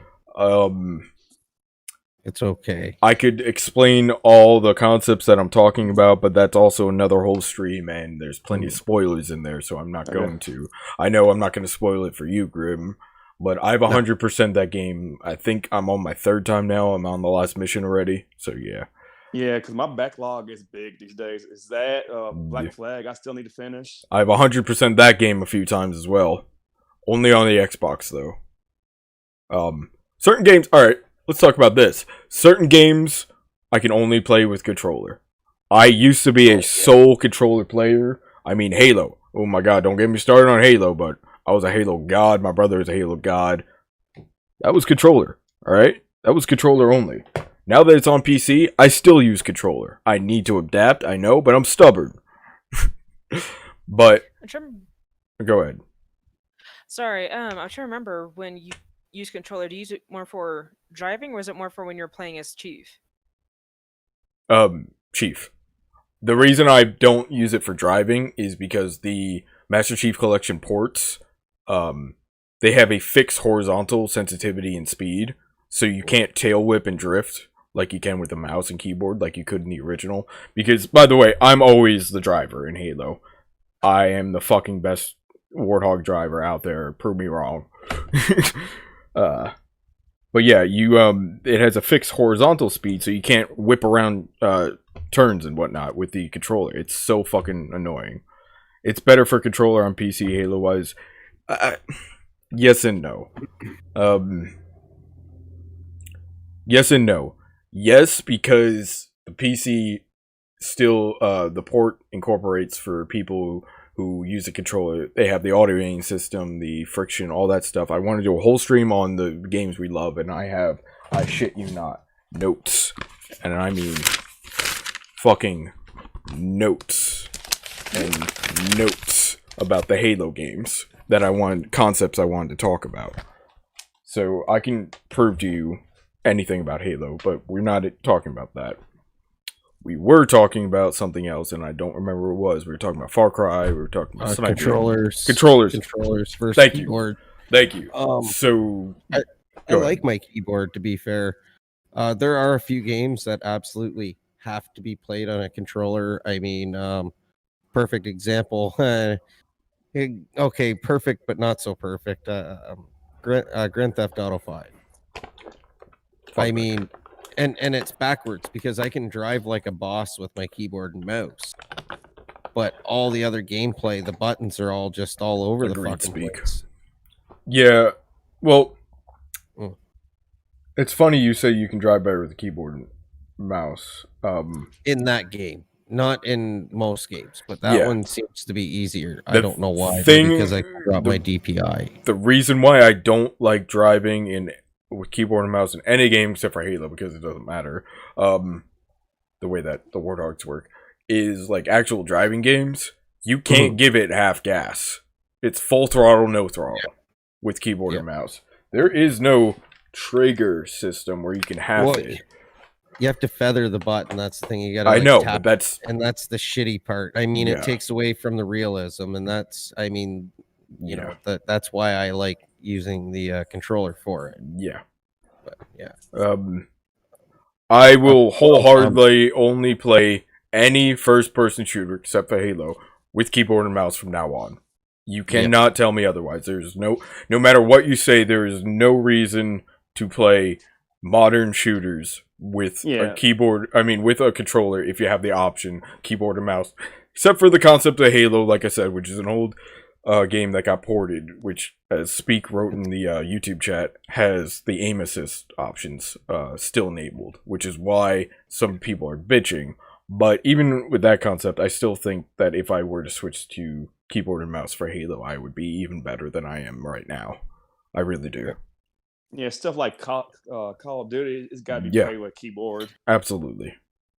Borderlands, absolutely. I wouldn't be able to snipe the way I do, without that. Mortal Kombat 10. Oh, sorry, I didn't mean to cut you Go off. ahead. Go ahead. I got Mortal Kombat 10 probably a year and a half ago, maybe even 2 years ago. I didn't have a controller at the time, and I'm trying to play it with my mouse and keyboard, and my God, it is almost impossible. Yeah. Oh yeah, I couldn't imagine trying to play a fighting game with a keyboard and mouse. Fighting games, platformers, third-person games, I all prefer controller. Back when I didn't have internet, when I first moved here, my brother gave me Cuphead, right? Mm-hmm. And for the longest time, I was playing Cuphead with keyboard and mouse. Keyboard. And I told him that, and he's like, what? Yeah, like that. I think it was like that day he came over and gave me his old controller to use. Like, how the fuck can you play Cuphead with a fucking keyboard? It's like playing Mega Man with a keyboard. Can you imagine? Fuck that. Or like you was telling me that the PC version of has a pain in the ass on keyboard. Oh yeah. Oh yeah. Fuck that. You kidding? Especially during the torture part. How can you do that on keyboard? You can't. I mean, you better have a mechanical keyboard. Otherwise, you can't. Even with mechanical keyboard, it's still fucking difficult. Yeah. I've never had a mechanical keyboard in my life. Just throwing that out there. Oh, I do. I have an expensive one, and it doesn't make things that much better. I remember playing with these guys, and they're like, "How can you know?" And I remember them saying things like, "How can you play in under 60 frames per second? And how could people not use mechanical keyboards?" I'm just sitting there like, "Yo, I was too embarrassed to speak up because I'm like, I don't have those. I got a 60 hertz monitor, so." I mean, I played on my TV for the longest time. Yeah. I've got 4 monitors now. I couldn't even have imagined having that back then. Oh yeah. 1 TV. Oh yeah. And I mean, the thing was like fucking almost 50-inch, I think, or it might even have been 50-inch. It was just god awful. 60 hertz or 59 hertz, and it just looked like shit. Bro, you can't with Cuphead, yeah. Yeah, you do what you have to do to get through games, right? Oh, my setup is basic, Graham. It's got 1 monitor and look at my phone for the chat. Yeah. I mean, there's nothing wrong with that. I just got spoiled, and I mean, I keep obtaining more and more fucking monitors. Well, you want to talk about spoiled? I mean, on the same subject of video games, take someone born 2000 and older, or I guess 2000. Let's just say 2005. Take someone born 2005, post that or whatever. Hand them a NES controller. Hand them a NES game. See how long they last. Hand them a NES I dare see you. if they can figure it out. I fucking dare you. A 64 controller. They didn't know how to use it. They couldn't do Why are the 3 handles? Yeah. To be fair, the freaking N64 controller is god awful. I like it. I like it too. I thought it was brilliant. I thought it was brilliantly designed. I thought it was extremely ergonomical, considering it had 3 handles. Yep. And if you look at the versatility of it, the simple fact that you could play Zelda like this, or a racing game like this, I loved it.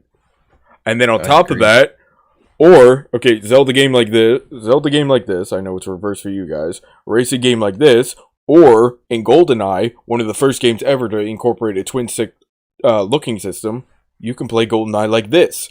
Left hand all the way to the left, and right hand in the middle. That's how I played GoldenEye when I streamed it last. When you're talking about N64 controllers, my original one got chewed up by a dog I was babysitting. So I bought this black one, and now this one, the joystick's actually starting to go. It was a cheap remake, but you can see my memory card is all chewed to hell. Oh. Dog. He bit the outer core thing, but I don't know if you can see in there. It's still good. The motherboard, the circuit board is still still good in there. It's mostly plastic anyway. Yeah, no, it's just a housing. Brianna, why are there 3 handles on a NES controller? There isn't 3 handles on the Nintendo NES controller. I think she means the N64. You want it's to be different, and it's for ergonomics. It was just it worked out really well. It worked well with left-handed people because you could switch the C buttons and the D-pad, so they'd be the opposite. Brianna, this is an NES controller. This is a NES controller, Brianna. A, B, select, start, D-pad.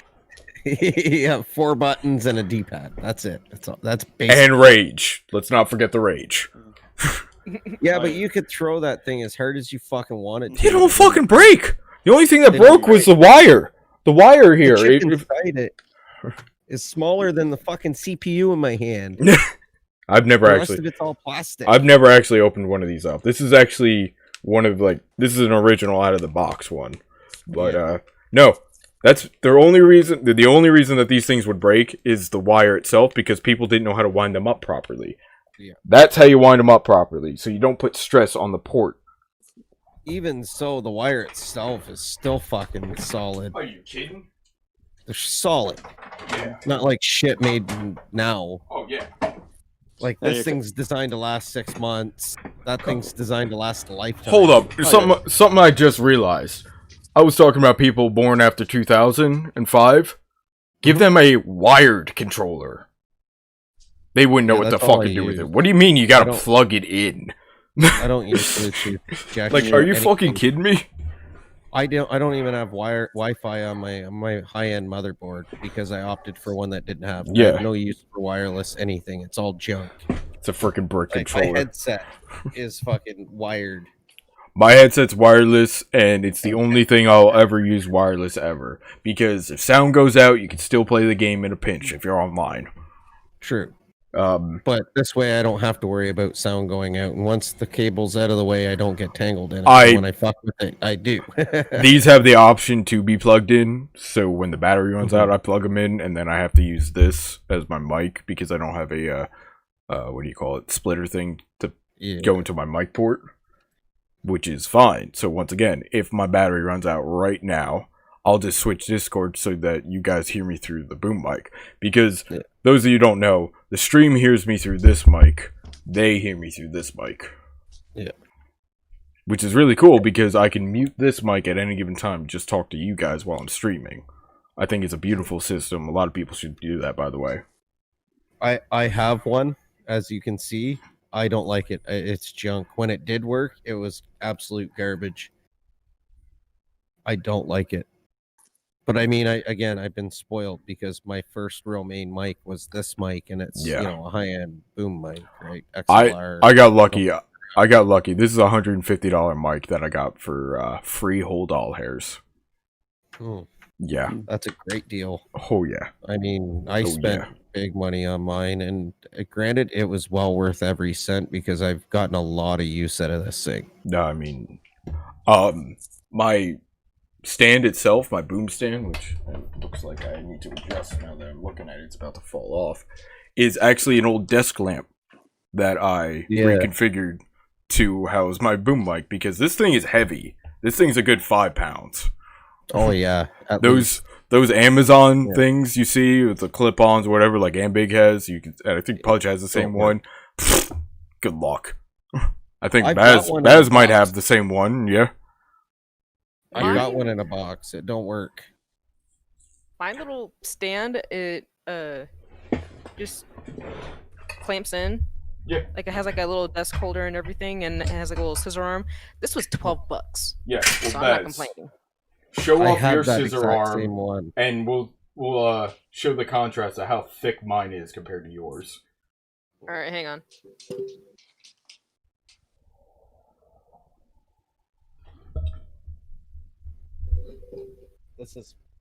This is what I have. Oh, you got it. It's actually a floor stand, and I bolted it to my desk. Yeah, hang on. I'll be right back because I have a lamp that's the equivalent to Baz's. Yeah, I have that exact boom arm. I tried to use it with mine, and it wouldn't hold it up. The whole thing actually just fell over.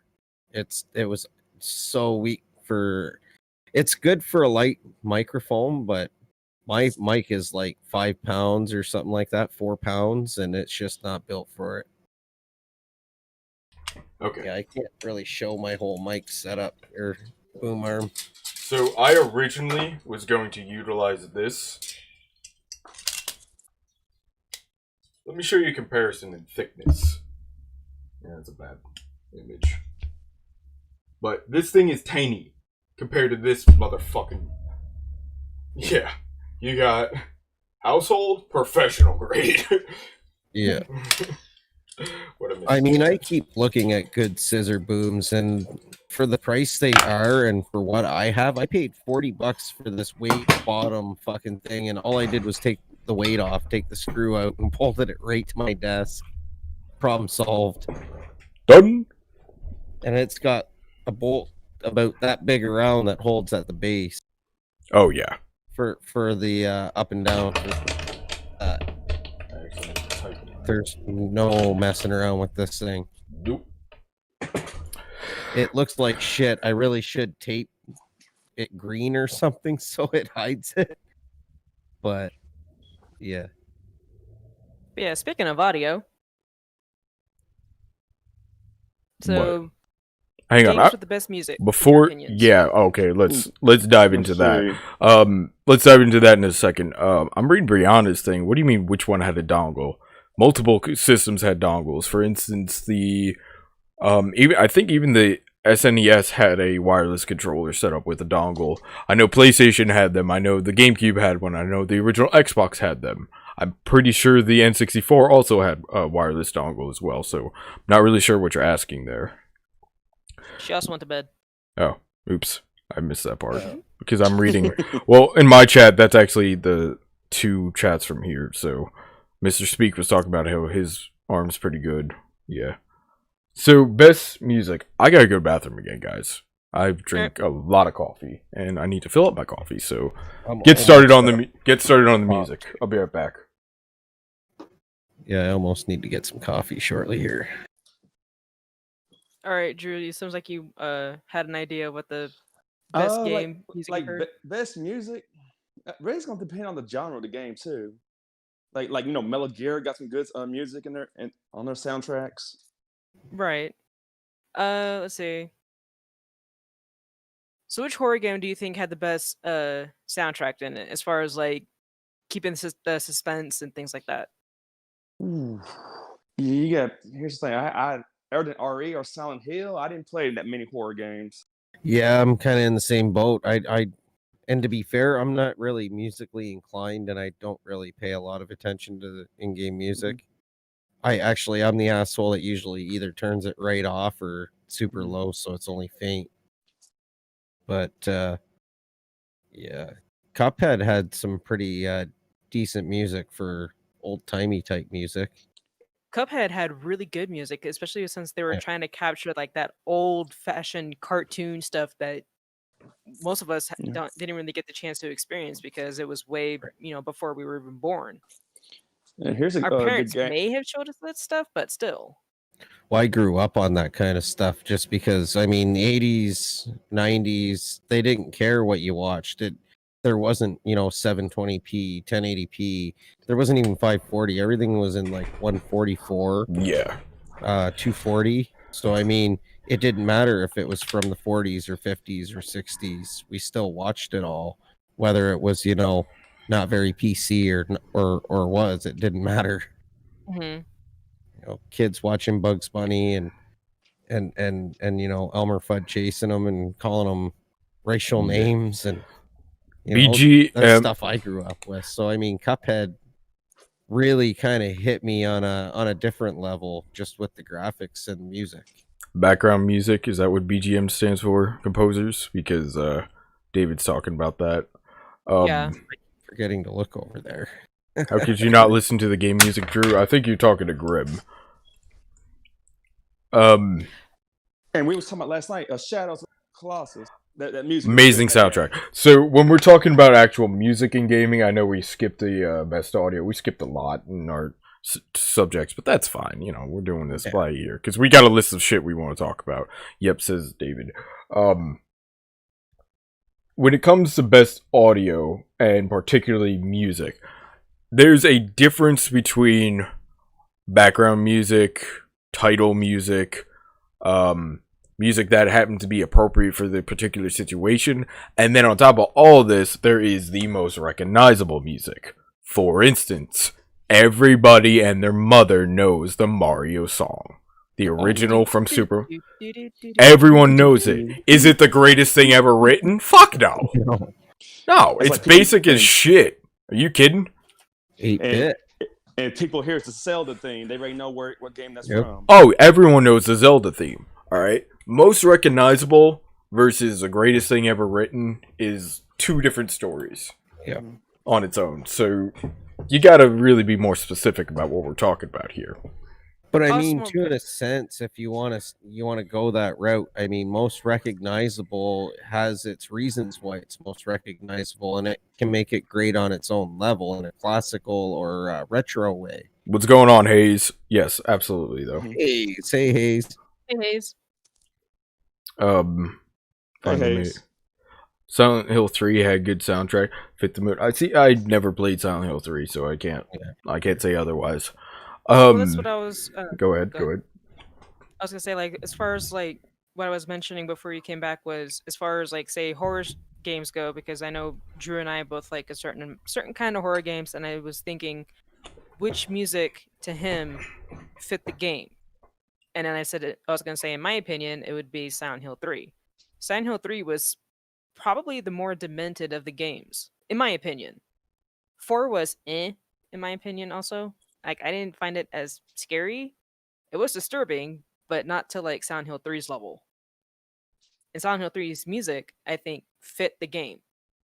2 had awesome music as well, but it was trying to fit more of that depressing thing, especially with James's story on how he's trying to find his wife, so to speak, even though she's dead in the trunk. Sorry, spoiler alert, by the way. Yeah, don't do that. But don't do that. That's But that was still- awesome, though. If you're gonna do a spoiler, say beforehand for starters, and 2, don't do spoilers. Yeah, my bad. Sorry. Oh, that's as good as the fucking body in the trunk. Yeah. But yeah, like Another subject think- off stream we were talking about, but continue. but like the music for that, in my opinion, was Okay, put your really good, hands down. especially It's for really messing with your camera. Stop trying to be me. I'm not trying to be you. I don't know what to do with my Stop hand. trying to be me, alright? But I felt the music for Silent Hill. Yeah, I Drew's felt the just music Drew. for Silent Hill 2 and 3 really did it. See? Look, she put her hands down. She's back to normal. I gotta stop leaning over there, but it's just so much easier the way my thing's set up because I'm covering her up so much. It looks like you're leaning against me. Yeah, scoot over to your left, will you? Anyway. So, as far as, like, the most beautiful music there is out there, more so it's happened, I particularly believe, in recent games than previous games. And I mean, like, in the whole. I'm not saying total. Obviously, Shadow of Colossus. Shut up. If you don't like that soundtrack, don't think it's beautiful, you can go die in a hole. Alright? Change my mind. I don't know it. Fucking beautiful. Anyone I playing don't a know little? it, but No, since Mr. you say Speak. that, it sucks. Beautiful game. However, I'm crossed between a few games right now, but obviously Abzu and Gris. I said Gris again, Gris, whatever. Gris, however the fuck you pronounce it in Spanish, because it's Spanish, not French. That, Chris. I've never experienced a game that the audio transitions so beautifully. I cannot stress that enough. Like, Abzu did it well, but I still think Gris, I'll say Gris till the day I die. I don't care what you guys say. I know it's wrong. I still think Gris made the flow of the game and the music perfect. Absolutely perfect. What are some other beautiful soundtracks out there? Last of Us, the original. The title screen music. Beautiful. No? Yes? Bueller? I never. I'm trying to played remember Last of it. Us. You've See, never played The I- Last of Us? Wow. I didn't know that. Okay. I'm just gonna throw this out there. Sorry, but RE doesn't count. The reason it doesn't count is because it's Moonlight Sonata. You can't count that. They didn't fucking write it. Okay, you can argue the save theme, but I don't think it's beautiful. I think it's memorable more than it is beautiful. I'm waiting for Drew to yell at me, but he's been very quiet. Nah, you know I never yell. You know what I'm talking about. Yeah, I know. I'm just Those- gonna run and make another coffee. I'll be Yeah, you right do back. that. You do that. When people first heard that Moonlight song and back in the day, how many you think actually tried to play it? Oh, Found out how hard it was. oh, plenty of people. How many people who actually heard it didn't know that it was the fucking Moonlight Sonata and thought it was the RE music? Probably was a lot of people. Oh yeah. They thought maybe Capcom just wrote themselves. Yeah, right. Nice try. Mhm. Baz, Oh yeah, Clock Tower. That was another good horror game back in the day. the original point and click. No, because he was Mr. Speak was asking if anybody has played the original Alone in the Dark, and I remember I want to say there was a point and click version of Alone in the Dark. There was. Before it started talking about There was. What the heck was that guy's name? I don't know. I never played any of them, but I can't remember. the original was a point and click for Windows 95, I want to say, if not DOS. Are you playing like an old man trying to walk through a house or something? No idea. Like I said, never played them. Like an investigator or something. Something like that. Like he was a private investigator, and he was inside of a mansion. People actually thought Moonlight's many people, Vile. It's fucking sad. Many people thought Moonlight Sonata was written by the RE team. Yeah.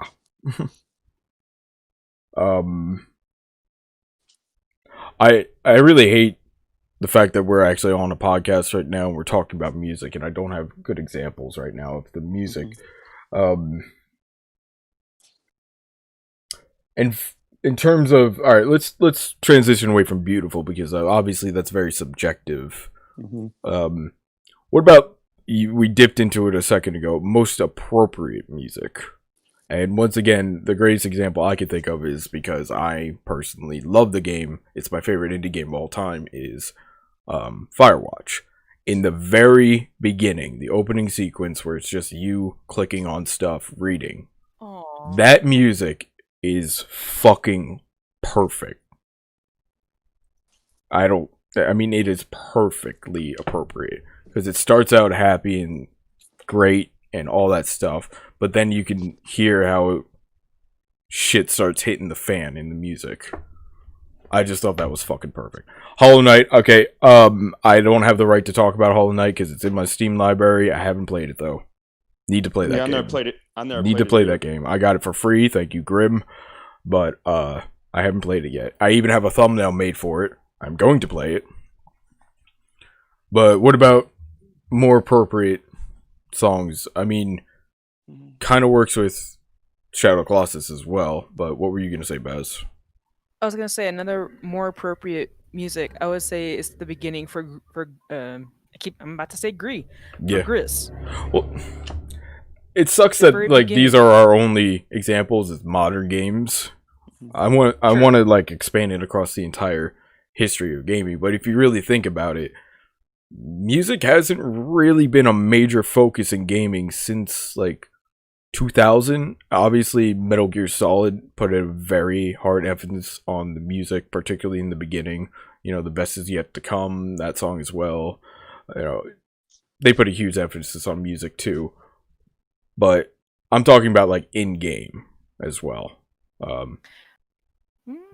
I'd probably say the games like Crash and Spyro, like they had to change the music around to make sure it fit, to make sure that everything was appropriate for every level. Yeah, I can see that. But a lot of games do that as well. I'm just saying, like, I don't know what I'm saying. Because once again, this is also an opinion-based thing. But hell, anybody in chat, if you guys can come up with some good examples to help us out to get the ball rolling, so to speak. I'm trying to go through my library of games, but fucking appropriate. Who here is? What about Rip and Tear for the original Doom? Yeah, Doom, appropriate. Great music? Not really. Doom, appropriate. Rayman 2, I could see, David. Spyro, I agree with you. Rayman 2, I didn't play enough. I've only played it like once or twice, so I don't have the right. For one, I don't remember most of the music, so I can't say the opinion on that. But he's saying Rayman 2. Have any of you played that? I've only played the first game. The very first one, the platformer, the side platformer, the 2D one. I love the music on that one too. It's beautiful. I only played that game like once. Guess who's the big bad guy in that game? Dark. Yeah. Or Darkman. Mr. Dark or something like that. I actually remember Rayman. Actually, it was kind of a hard game back in the day. Oh, yeah. Oh, yeah. So imagine my surprise when my mom bought me that game as a kid. I was getting my ass kicked. Yeah. David saying it's really appropriate, and I would I don't know, whatever, but David is a very good musician, very talented. He has an ear for music, so I guess I'm probably just gonna have to take his word for it. Vile, however, in chat saying, Legend of Dragoon. Never played those games. Never played Legend of Dragoon either. Drew? Yeah, I never played it. So, sorry, can't help you there. Hey, guess what your accessories to? Hey, thank you for that follow. Problem with that game, Dark, is that Final Fantasy overshadowed it, so a lot of people didn't play it back in the day. Oh, I believe that. Thank you for that follow over on Mixer. I do have a idea for a song that is really memorable. And Dark, I know you're not going to get it, but I'm sure most of us that have played Final Fantasy will. It's the ending song every time you fight an enemy. Everybody knows that. A chime and a song are two different things. Yeah, so that's like saying, I know what it was. That's like saying, hey, thank you for that follow also over on Mixer. That's like saying the fucking from Zelda is the most memorable music ever. It's like, no. We're not talking about music. I mean, we're not talking about chimes. We're talking about music. That's another sort of a sound effect, though. Oh, yeah, absolutely. Mm-hmm. No RPG fans? No, not here. The victory fanfare. That's what's Yeah. Ending music of a Mario stage. Hey, guess what your accessories Man, everyone's coming out on Mixer tonight with the follows. Thank you. Best part of the whole game music. Start out with the book. You guys can talk. I'm reading chat. Oh, I was just gonna say it was probably already brought up, but the Zelda, when you find the hidden treasure. I just said that, yeah. Yeah. Shit's floating above my head for no fucking reason. I don't know why. Why is it still up in the air? I'm kind of worried. Seriously, man. How am I defying physics right now? Anyway. Hint of Pink Floyd. See, Pink Floyd's one of my favorite bands ever, David. And I think we have a lot of favorite bands in common, so that's why I want to take your word for it. But yeah, most notable music. Obviously, everyone knows the Metal Gear Solid Caution theme or Boss theme. Everyone knows that one. Everyone. Probably not. You trust me, if you heard it, you'd be like, "Oh, that song." I've never. And you want to talk about chimes? How about the Metal Gear Solid I just got caught! Exclamation point. Which is, if you sub to me on Twitch, you'll get to hear it. Not that I'm trying to get you to sub to me on Twitch, but Streets of Rage. I've played Streets of Rage is memorable for me personally because I used to play that with my brother a lot. But I can understand why I wouldn't consider that the most memorable because not a lot of people actually played Streets of Rage, believe it or not. More people played games like Street Fighter, Double Dragon, that kind of stuff. Yep. Double Dragon was my jam. Yeah. Ninja Gaiden. Mm-hmm. I haven't played Yumi Nikki either, David. That's one of the games that's an RPG game that I actually will consider playing, maybe not on stream, just because I've heard so many good things about it. Music. Fucking greatest music. Dr. Wily's stage in Mega Man 2. Mm-hmm. There's that one. But I still think the music is, for all of Mega Man, the original series, Mega Man 3 wins. The intro music for Mega Man 3 wins. Hands down. In my opinion. That's why so many people make remixes of that and not the other songs. As far as all of Mega Man ever, Mega Man X4 definitely has the best music.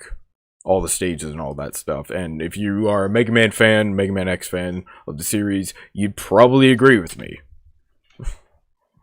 I mean, I remember playing Mega Man on the Game Boy. That's the only Mega Man I ever really played. Game Boy, huh? Mm-hmm. I'm trying to think of which ones were ported to the Game Boy. Also, what's up, Victory?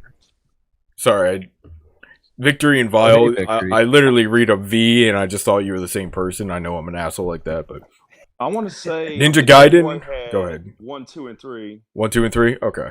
Mm-hmm.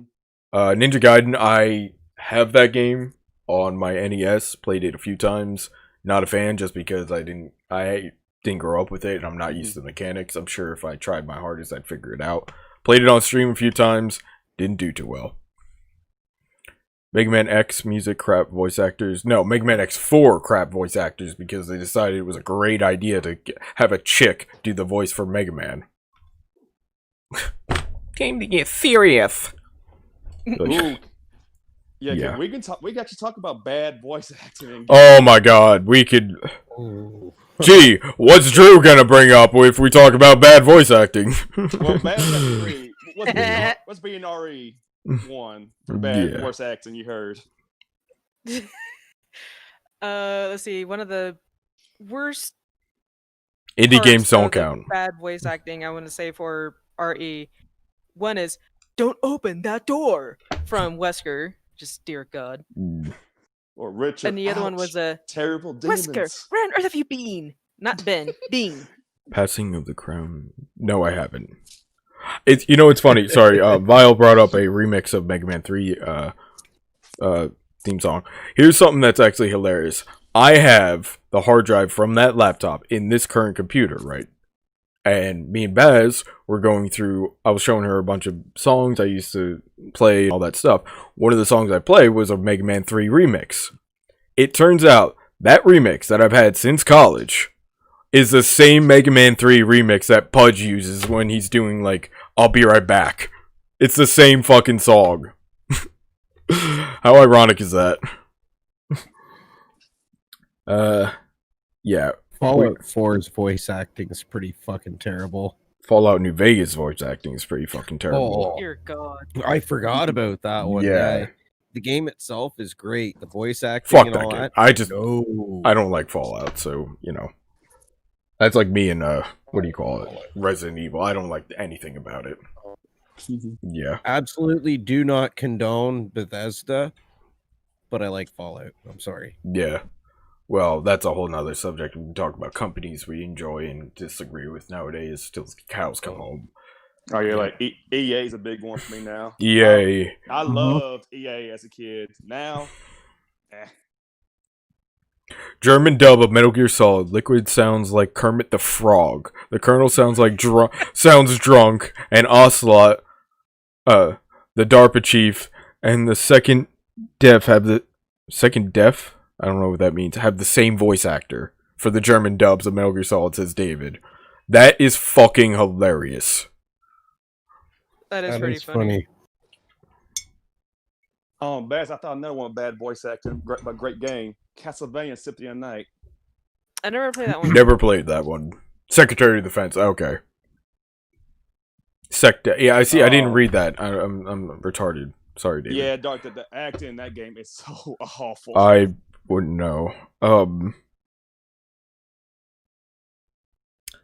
Not really bad for its time, but still pretty bad in hindsight. Something that didn't age well. Mega Man Legends. Loved that game. I had that game growing up. A lot of people didn't like that game, but the voice acting in that's pretty bad too. Pretty fucking bad. Metal Gear Solid 3 intro. Okay, the thing about the Metal Gear...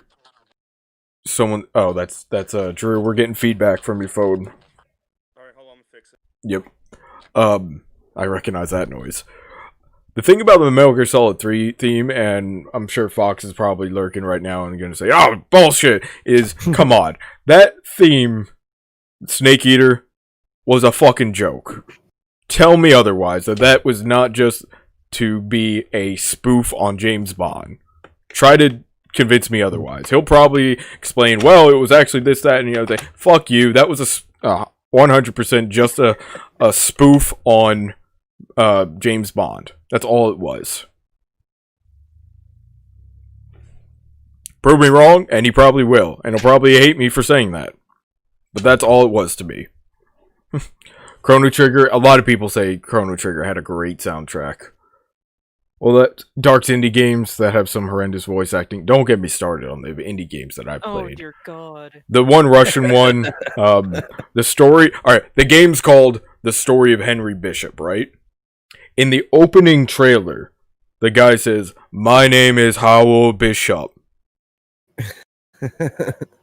I'm sorry, what? Howell Bishop. You mean Henry? Henry. Yeah, Howell. Yeah. I'm sorry, did you say Harold? No. Shawwal. Yeah, a shawwal. You mean a shovel? Yes, because my toilet is clogged. Clogged?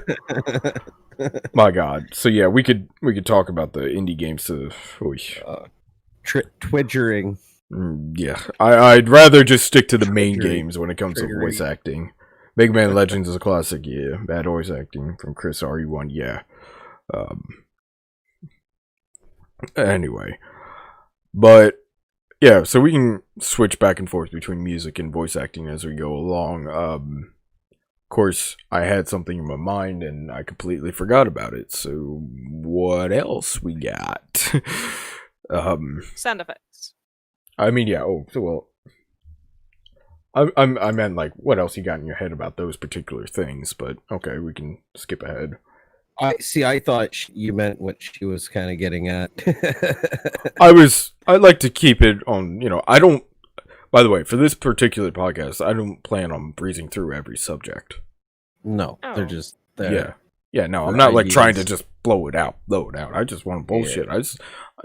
We don't know what we're doing here. This is our first one ever. This is a pilot episode, you know what I mean? And if it goes out well, hey, maybe we'll get offered a season. Maybe we'll do it once a week for fun. Oof, I don't know about that. Maybe once a month. Let's slow down here, buddy. I have a hard enough time streaming once a week. Yeah, fair enough. Yeah, I haven't streamed in like 2 weeks. Yeah. God of War does have good music, I think, in my opinion. God of War has some very appropriate music. I don't know about good, if you ask me, but that's also a personal opinion. Like, what's the one where they're like chanting Kratos in the background? Like, that was fucking perfect. I think that was 2. That was The 2? beginning of 2. Yeah, okay. Fucking perfect. Fucking perfect. Is it a great song on its own? Fuck no. Horrible. Oh, you're laughing? I'm sorry, do you have that on your iPod? I'm still laughing. Yeah, exactly. Breath of Fire, never played those games either. Yeah, never. Me neither. Nope. No clue what they even are, to be honest with you. Yeah, no. I'm getting there. I'm getting there, Mr. Speak. Yeah. Mr. Speak, I'm getting there. I was waiting for everyone else to get their bullshit together, but I was going to bring that up when the time died down, but since you brought it up... Halo, motherfuckers. Is this where I have another hamburger? Because I have nothing to say about it. Let me break out the old handy dandy notebook. Sorry, I'm just gonna mute myself here. Yeah, really. This is no longer a podcast, and this is more a dark rant time. But no. Well, as far as most memorable, it's going to be the beginning theme for that. Who and their mother? Hey, guess what your accessories too? Thank you over on Mixer, who just the only thing that he's replied so far is "Hey Bean." Thank you for that follow, even though I don't know who Bean is. So there's that. Anyway, who and their mother doesn't know or doesn't instantly recognize the intro Halo song? Grim, you're telling me if I were to play the opening of Halo, you would not hear it. You would not know what it is. I played Halo so minimally. It doesn't matter. You don't even have to. You don't even have to have known the game to fucking understand. Hang on. I got it. I got it. I have the sound. I have all the soundtracks here. So, you're not gonna hear it. You could listen to it on stream if you mute your mic. But good call.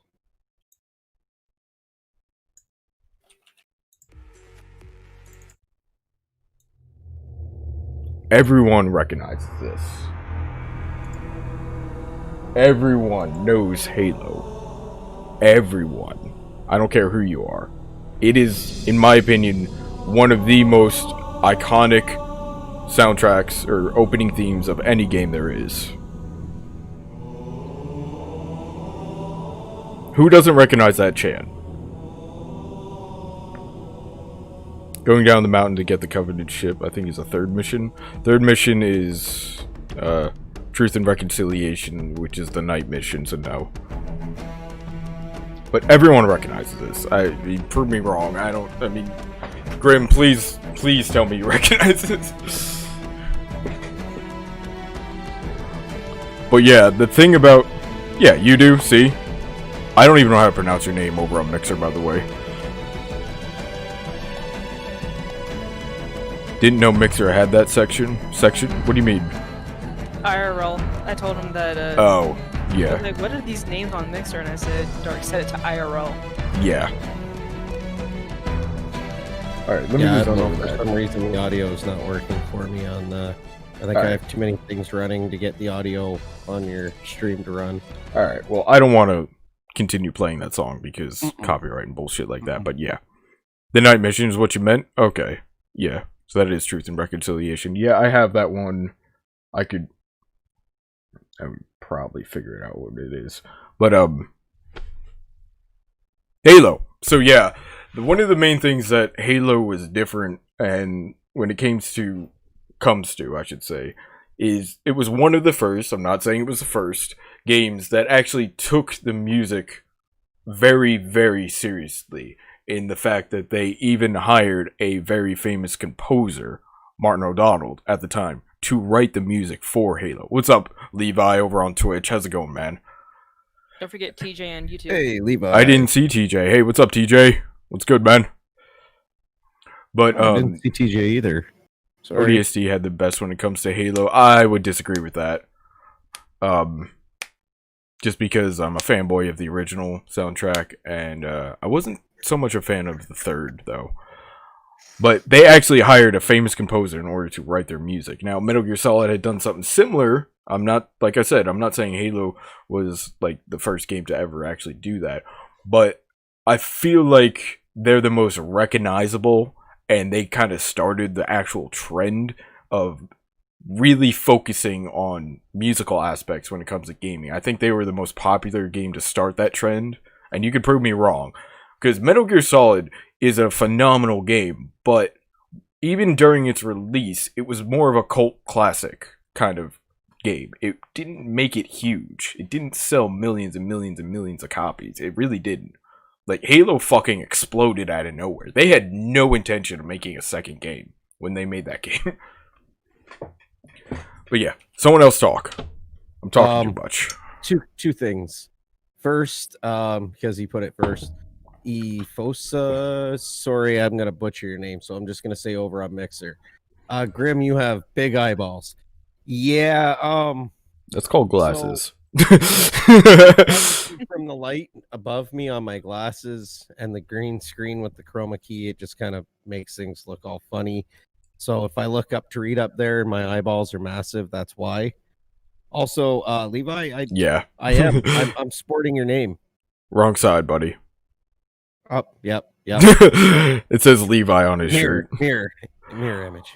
Victory over on YouTube's talking about Brutal Legends. Okay, that's a music game, though. If you want to talk about music games, amazing soundtrack, my favorite music game of all time is Rez. I love that game.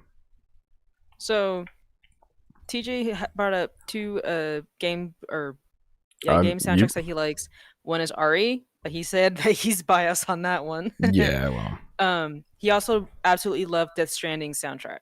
I've listened to the Death Stranding soundtrack. I can understand why. I believe it's up there in the top soundtracks ever.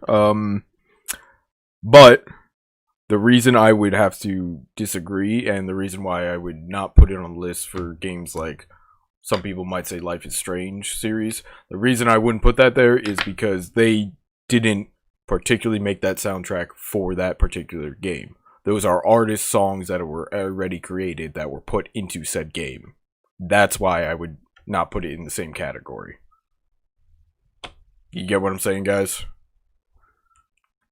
No. So are you more looking for the songs? So like you could say, oh, Guitar Hero is great because it has all these great classical rock songs in it. Yeah, but those songs weren't written for Guitar Hero. See, you know what I'm saying? My problem is I'm that guy that turns the music off or really low so that, I so don't stop really talking. pay much attention to it. Well, you're asking my opinion. I know, so I'm just telling fucking with you. This way that when I sit here and stare at the fucking monitor for the next 5 minutes, you're not going, why isn't he saying anything? Yeah. I have zero opinion on music. And it's funny that I brought this up because I wanted to go back to this when talking about music games because I didn't clarify. Same thing goes with Rez. Rez is a great soundtrack, but once again, all those songs were written before the game Rez was created. So, I'm talking more or less like songs that were made for the game. You know what I mean? Cricket noise. Cricket noise. I know what you mean, but I just typed down. I think I'm getting themes and songs mixed up. Yeah, not necessarily themes. Like, there isn't. the only song that I could think of that was in the Halo series that was not written specifically for Halo, which ironically it was written specifically for Halo, is the Breaking Benjamin song, which they actually wrote for Halo. But that was a different group that was, yeah. You told me about it. I don't think I've heard that song, or I might have to look it up. So it's for Halo 2. Okay. It's called fuck. Maybe it's like something like Only This Blow Me Away. It's called Breaking Benjamin. Look it up. Levi over on Twitch says Final Fantasy Tactics has a dope soundtrack. I've never played it, I'm not I a don't Final know. Fantasy fan. That's more of a my YouTube They chat. are big name. Metroid Prime's soundtrack is pretty good. T6 TG GF RT. Okay. I love coffee. Well, I can agree with you on that. There's also another one in Halo 2 as well. Yeah, Incubus wrote 2 songs, but that was the follow songs. So they're basically 2 parts of the single song. I know what you're talking about, Mr. Speak. But I don't know if they were written for Halo specifically. I do not know that one. Yeah, Breaking Benjamin battle during the... Yeah, it's the second to last level, if not... Yeah, it's the second to last level, because the last level he plays the Arbiter. You have to stop Tartarus from, quote-unquote, activating the ring, but, that doesn't happen, and I digress about Halo, because I love that game too much. Spider-Man actually has a great soundtrack. You talking about the Marvel Spider-Man that just came out for PS4? Is that what you're talking about? Final battle with Dr. Ock from Spider-Man. Yeah, Drew, you can chime in on that one. Yep. Or he can't. Maybe. He was having audio issues. Well, he was on his phone, and I advised him against it. Alright, I'm back. Yep. Oh, but like Laura said, Spider-Man, that whole game has awesome music. Spider-Man? Mm-hmm. See, especially when it begins, you going chase after the Kingpin. Forgot the name of the song that fits the game boss fight in it. For which game, Vile? And by the way, I got your DM. Thank you. Forget the name. Yep, wasn't the one by? Yeah, I forgot about that. Connected. I completely forgot about that one. Thank you. Thank you, Mr. Speak. Yes.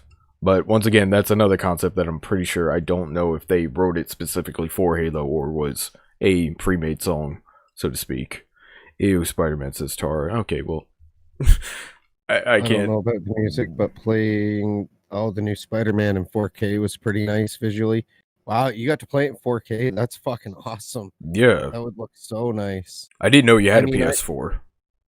I've got, 1440p monitor, and watching games and shit in it is pretty sweet, so I can imagine 4K. Yeah. Spot on. It was connected? Okay, cool. So I'm not insane. See? There's some brain cells left there. 1 or 2. A couple. Yeah. Yeah. Just a couple. And the dog's barking from the phone. Phone ringing. Yep.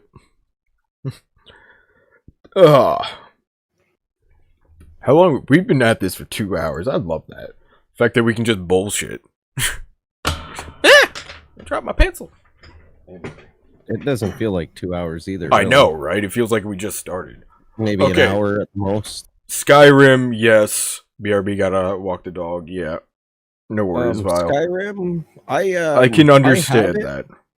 I don't care much for it though. I mean, there was, I don't know, something about it just kind of struck me wrong. I enjoy it because it's such a big open world, but I still felt like I was compelled to follow the line that they give you. Agreed. Kind of like with Fallout 4 was Agreed. similar. Agreed. And obviously it's the same company and it's the same engine and it's the same background and everything. They just changed a few things, but big open world, but it's not really fully open world. Out of all the Elder Scrolls that I've played, I'm gonna have to go with Oblivion as my favorite because it's a mix between Skyrim and Morrowind. And what I mean by that is Skyrim was too simplistic for an RPG type game. Way too simplistic. You had like 5 skills. Morrowind was way too complicated for a mass-produced RPG game because you had like 30 skills. And Morrowind got really complicated because you actually had to read every single bit of information. If you missed like one little thing and it didn't get put in your journal, you could not complete the quest because you'd be completely lost. Oblivion made that easy because they put waypoints and stuff into it. So that was neat. I do believe that the Morrowind title is the best title music out of any of the main games that I've played. A lot of people disagree with me on that because a lot of people like the Skyrim theme. I don't like the Skyrim theme. I don't like it. Baz is making a scrunchy face over there. Remember, you're on camera, girl. Yeah. I'm actually smiling. I wasn't making a scrunchy face. Really? It looked like you were about to like say something like, well, fuck you, Dark, because... No, I was watching Zeus trying to get the cookie. He didn't want it. No, he wanted it, but I was trying to make him stick his head up for the camera. I was like, look at the camera, look at the camera. Yeah. Zeus is his dog, by the way. In case... Also known as dickhead, peckerhead. Yeah, you know. Meathead. Depends on the day. A few more. Depends on how much he's pissed me off. Yeah. He's staring at me right now like, do you have another cookie, motherfucker? Hand it over. Mm-hmm. It's all gone, buddy. Go lay down. No, go lay down. Go. So, since we're on the subject of audio, and we kind of touch base on most of the games that have the best audio out there musically, anyway, you know, memorable versus actual, like, beauty behind the music. We could probably, at this point, I think it's fair enough to get into actual sound effects. Now, the big one, and this is why I'm bringing it up, because Grim, this will finally incorporate you real well, is the sound effects of a gunshot. Which game? I can tell you the best game for that, and I can guarantee you Levi will agree with this, is Tarkov. Yep. It is I was very waiting realistic. for it. I was waiting for you to say that. Very realistic. Although there is one more game that I can throw in there that has really nice gun sound effects, and it's called Scum. Yep. They have really nice sounds. Yep. I was waiting for you to say that as well. But Tarkov is on a completely different level than anything else right now. Yeah. Even their whole mechanics, the way the gun looks, the way it works, the way it sounds. Yep. It's phenomenal. Squad is pretty good, but I think Squad, even them, then some, I think their guns, like, in contrast to the other sound effects in Squad, which is fucking amazing. Squad is a very realistic game, by the way. But their gunshots are a little too quiet, if you ask me. Because anybody who's actually fired a real gun, even a fucking 22, is pretty fucking loud. Yeah, I mean, come on. The Division 2, no, they're pretty far off. They're still very cartoony. They're not bad, but they're really not that great either. They're not realistic. There was one more I was thinking of on the tip of my tongue now, and I lost. Oh, Arma 3 was pretty good. For Never played. Mechanics and sounds and whatnot. Never played. I'm talking about just the audio. For an older game. Yeah. It had great sounds. It was very in-depth and very immersed. Once again, Baz, move to your left or something. Baz is yawning. So because I'm leaning on you again. Keep awake. Yeah. But regardless of just Halo 3 had some of the worst. Yeah, no, Halo 3 guns. Oh yeah, no, they actually sucked. I'll agree with you on that, Hayes. Halo is not known for its good sound effects. I'll give you that. on 100%. Say Fortnite pads, says Mr. Speak. I immediately just started shaking my hand like, no. Go kill yourself. Am I allowed to say that on the stream? Well, I just did. I was laughing at this. Yeah. Yeah, we don't mention Fortnite over here on dark streams. No, that's blasphemy, really. That's why might as well try to get me to play Roblox while you're at it. Oh God. Yeah. Hey, $100 from Dark may actually do it. I don't know about that one. Yeah, fuck Fortnite. It doesn't deserve attention. Nope, not at all. None. Zero. But you were talking about footsteps and stuff. Like, Tarkov has amazing footstep sounds, but I think they, based on what I've heard from other streamers, I've never played the game myself, so I don't know what it sounds like in the headset itself, but based on the stream, I think they're way too loud. Way too loud. I disagree. It sounds like you're only ever walking on dried leaves and sticks, even if you're walking through the grass. That's what it sounds like. Right, but when you hear it, but when other people hear you, it's faint and it's more proper. Still. Although there are other games that you could use for an example in that sense that might be a little better. A couple newer games. One hasn't even come out for early access yet. The other one is just early. Dead Side and fuck is the name of the other one? They're both kind of like Scum, open world, almost like a zombie apocalypse survival type game.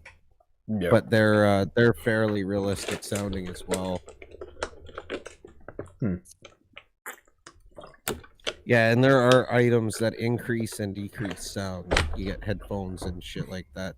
That's all well. Listening to might be amplified through that. But I'm saying every single stream I've ever heard. So unless it's a mere coincidence, and now granted, I'm not watching a lot of people play Tarkov. I watch Levi, obviously. I watch Ghost Speak the other day. They just Ghost Speak probably has headphones or whatever bullshit you're talking about. But it just seems like they over amplified that shit way too much. Yeah, but realistically, if you're holding a semi-automatic, an automatic, even a rifle, you fire. That's all you're hearing. I'm not talking about firing. I'm talking about you walking through a fucking lawn or a little bit, high grass. It doesn't sound like you're like you hear in the game. Yeah, wrestling might be a little much, but when you're walking on gravel and glass, that has a pretty fairly realistic. Absolutely. I mean, yeah, grass and leaves and stuff, but they have to add it in to be a little bit louder for the sense of it's, to give up your position. It's that kind of game. Can't hear anything. Okay. Yeah, I knew I was going to get hate or whatever from Levi on this, and that's fair because I haven't played the game. So, but what other games have actual, soundtracks? Like, Footsteps, Gunshots are on my list, but, how about Water? You ever have a game that, the water flow just sounds like someone turned on a fucking faucet and that was it? It's just awful. I'm trying to think of games that... Arcs, water flow, waterfalls and shit is absolutely god-awful, terrible. Yeah? Okay, see, I don't know. Oh, yeah. By the way, I got Arc for free. I'm not gonna download that anytime soon. Unfortunately, they didn't give too many of the normal packs, like the DLCs. They gave the newest one, but there's it and maybe one or two more, and that's it. You don't get all the actual maps. Mr. Speak just brought up Subnautica. Subnautica is pretty good. Ooh, it is very nice. That is I was a Kickstarter for Subnautica, so I know all about that game. Trust me. Didn't play it nearly as much as you think for Kickstarter, though. Fucking A. I don't even have it installed anymore. Hell, first time I ever saw Levi stream, he was playing Subnautica. Come to think of it. Actually, I think you're right. I think that's the first time I see him stream as well. Yeah. By the way, anybody who's not following the Caster Daily show on Twitch, you should check him out. He's really good. It's just Caster Daily now. He got rid of the. Yeah, Caster Daily. It's not Caster Daily show. It's not the His name's Levi, right? Yeah, check out Caster Daily. Yeah. He's awesome. Guys, I'm out having. All right, David. Good night, man. Thanks to stop by. Yeah. Bruh. Good night, David. Bruh, All what? right, later, David. Bruh, what? Speak. But no, I liked. Think of, Go ahead. I I mean, was gonna say, like, I can think of a game with really bad water sound effects. Gex. oh my god. I don't know that one. You're talking about the Oh, third. God, You're talking about the third. Yeah, the Gex. Yeah, Yeah, the first third one. 3D one. Yeah. Just no. I love that game. That was one of the few games I had with the PlayStation. Gotta play more It was Subnautica. fun, I but don't. Dear God. I don't play.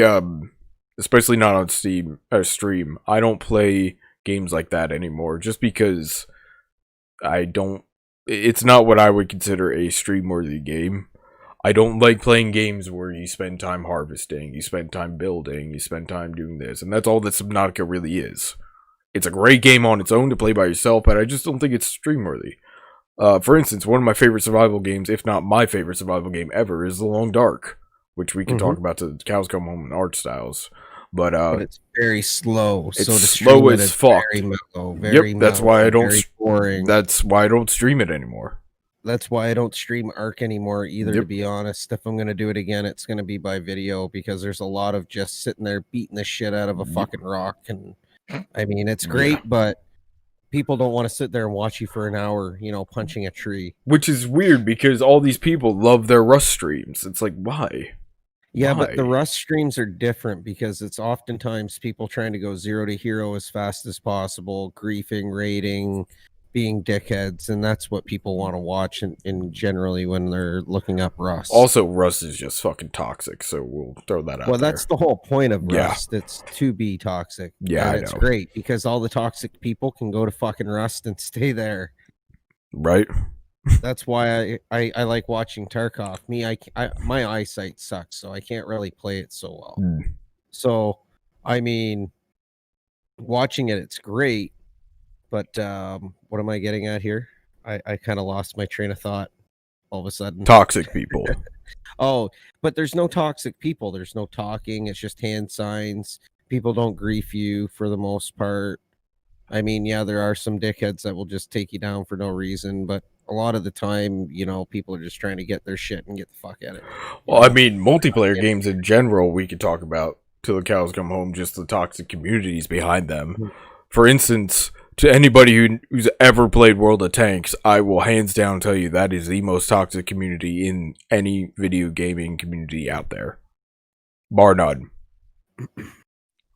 Prove me wrong. Rage Twitter on that game? No, I'm talking like somebody runs out there and dies and then blames you. You stupid fat cunt. Go fuck your mother again, you lonely pieces of shit. You should just kill yourself, you damn bot. It's like, that's bro. Rust. That's Rust. It's like, bro, you ran out and killed yourself. Not my fault.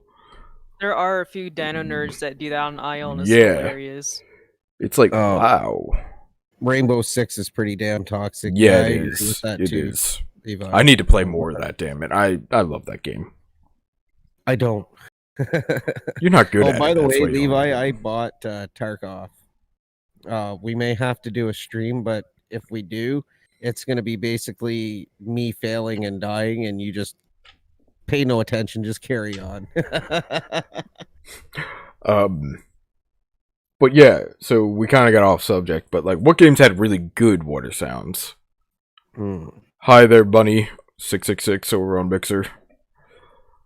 But like, I'm trying to think of like some of the most beautiful games when it comes to actual water, and like visually versus audibly, or audibly, that's not a word. You know what I'm getting at? Are two different things. Audibly, are two different concepts. I'm actually drawing a blank on some of my favorite. I mean, art-wise, in looks, I can't remember the sound, really. But what was that water game you played the one day where you're underwater? It was really chill. Really beautiful art. You talking about Abzu? Yes, Abzu. Baz just streamed that yesterday. Yeah, I know. Yeah. I missed that, unfortunately. Yeah. Yeah, that's a beautiful looking game. Yeah, no, that is a very pretty game. But, back to done right. I wanted to, this is something I didn't get a throw in there yet. Subnautica. That game is spent 99.9% of the time underwater. Yeah. Now, that game, I think, does the audio incredible when it comes to actually being underwater. In the sense that there could be a creature 4 miles away from you that makes a moan, but you can hear it because a lot of people don't understand, unless you have actually gone diving yourself, that sound travels a lot further underwater than it does in the air. So, I think they did the water sound effects, whatever you want to, bullshit. I think they did that perfectly. I have yet to see another game that does that well. A lot of the times in gaming, when you go underwater, everything's just muffled. That's it. Which, is true. But you can't just throw a cloth bag over your mic and say, "Oh, I'm underwater now," so to speak. Right. Yeah. I mean, I don't know about underwater, but the actual, above water. Oh, the flowing and the Sea of Thieves, like yes, Levi yes. said, oh man, it is beautiful. It looks realistic. Oh man. Yeah. That's another game I need to start playing because I bought that game recently. Sea of Thieves. I have it as well. Oh god, let's get a retard ship going. Just people screwing around like, pull up the anchor. How? I don't know. Do it anyway. Raise the anchor. How do you raise the anchor? Just figure it out. I don't give a shit. Just drop it. We don't need it anymore. Set the sails to fucking starport or whatever. Yeah. The fuck you don't know port and starboard, which is hilarious. Yeah, so I'll be the fucking helmsman and I'll be like, raise up. Saying the wrong name and shit. Oh my god. So I like blending. Has been what is blending with the whole water effects? I'm pretty sure that one of the reasons why that Shadow of the Colossus made the PS2 scream so damn loud was because of the water effects it had on it. Oh yeah, that's one of them. Well, not to mention that you one of the bosses. Well, I like the game. All right, it was smart. It had a vast open world, and I mean fucking a vast open world that was completely rendered in most of the time. When I mean completely, I mean like completely in sight, so you could look out to the horizon. It's all rendered in. The way that they were able to do that with such the limitations of the PlayStation 2 processing units is because there was little to no sprites or animals or anything. It was just landscape. That's why there's only a bird here, there, a fucking lizard there, but it was just a colossi. That's why that game was able to do that. But unlike games like Grand Theft Auto 3 at the time, they only rendered in a small portion because they could get away with that because you're in a city. Most of your visualizations was blocked off. And even if you were on a coastline, there was nothing out there. There was just nothing. So, and it's funny because if you want to talk about like processing units and visualizations, I know we're getting off topic again, but that's my specialty. Silent Hill, the only reason there's fog in Silent Hill is because they had to make it so that you couldn't see stuff rendering in. The PlayStation original didn't have the processing unit to render in as much as they wanted to, so they threw in fog so you couldn't see that far away.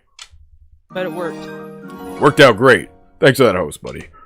Worked out beautifully and became one of the, core concepts of the game. Mm-hmm. Hey, Sadek. Yeah. There's a lot of Sadeks here? Oh, shit. Yeah, over on YouTube. What's up, Sadek? Also, Killer Bunny wants to know if we play Bleeding Egg. I have no idea what that is. But anybody else, maybe? Bleeding? Nope. Or bleeding? Bleeding, not bleeding. Bleeding EG? egg? I don't even know what that is. No idea what that is. So no clue. I do way over my head. No, not even a little bit. Not a clue. Yeah, I never even heard of it. They could be trolling us right now. We wouldn't even know it. Not saying you are or aren't, but yeah. Is that like 52 card pickup? But yeah, how's it going, Sadek? You should. What's Daz doing? Yeah, but Sadek good. and and Mr. Speak. We do plan on doing, well, I say we, I mean, I plan on doing more of these in the future.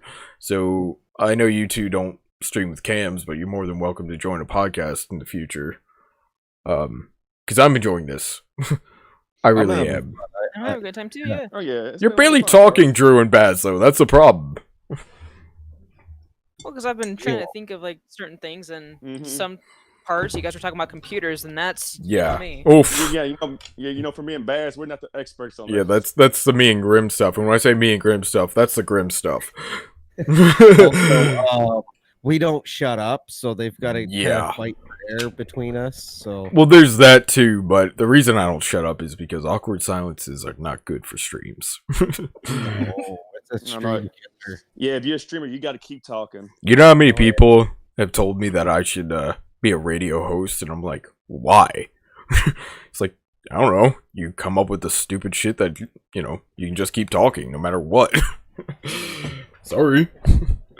I know we haven't moved on from music, but I brought up Bound by Flame, an underrated game that you guys probably haven't heard of. Nope, never even heard of it because of its beautiful loader. It was the same composer as the Witcher series. Now, that's another series I haven't played, so I wouldn't know. Excuse me, I wouldn't know the. Yeah, of Witcher, I just played the third game. That's I wouldn't know anything about that. I've got 3, but I've never even. I think I loaded into it and set all my settings, and then that's as far as I went with it. I don't know why. Yeah. I'm bad. I have all 3. I've got like 500 friggin' games, and I think I play 4 of them. Oh, fuck you, Hayes, by the way. Yeah. What Hayes do? She says she's asking if I have a face for radio. Thanks. What's that saying? Face only a mother can love. Yeah, that something like that. To some people are ugly. And then Levi also had to chime in. It's only awkward if you make it awkward. No eye contact. Don't make it awkward, bro. No homo. Wait, what? You might need to check that out. Was it by Capcom? I know I have it. I need Witcher. Yeah, a lot of people. Oh, yeah, thank you, Hayes. A lot of people have told me I also need to play The Witcher, but seems like that would also be a game that is a lot like Crack. I'd get way too into it, and I'd probably just give up on life and play it for 19 hours at a time.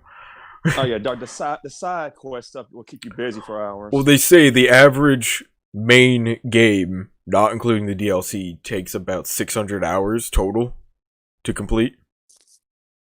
So yeah. Yeah, there's other games I'd like to play, but damn, this. What's up, Gab? Witcher first. Yeah. What's up, Gavin? I don't really know who you're talking to with that, but all right. Hi, Gavin. What's up? Yeah, I don't take a kind to that nickname.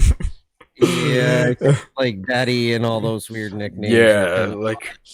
They creep me out a bit. Girls out there, if you call your boyfriend daddy, there's something wrong with you. I don't care what you say. There is something wrong with you. Baz is just smiling away. Because I don't do that, but I know, but you're the only chick in the stream, so. It's Daz. Oh, what's up, Daz? Welcome to YouTube, Daz. I think you're already subbed now because I recognized the name, I just couldn't remember who you were. The Witcher is from CD Projekt Red, another good company that actually cares about their fans, like Dying Light. Oh, Techland is a great company, great little not well known company out of Poland. Absolutely, they had a rough start with Dead Island, and I forget what game they produced before that. But they definitely hit the nail on the head when it came to Dying Light. Dying Light is, by the way, my favorite zombie game ever produced. So. Yeah, Levi, that's different. You've got kids. Yeah, you actually have children, so your wife is a mom and But like daddy or pappy, that's kinda odd. Yeah. In a sexual manner, at least. Mm-hmm. Wow, Gavin. I call my girlfriends. Whoa. Girls out there can call me. I know, I'm reading Sadix. Oh. The same thing as fucking Levi. Yep. All that is fair enough. Yeah. Oh right, Hayes?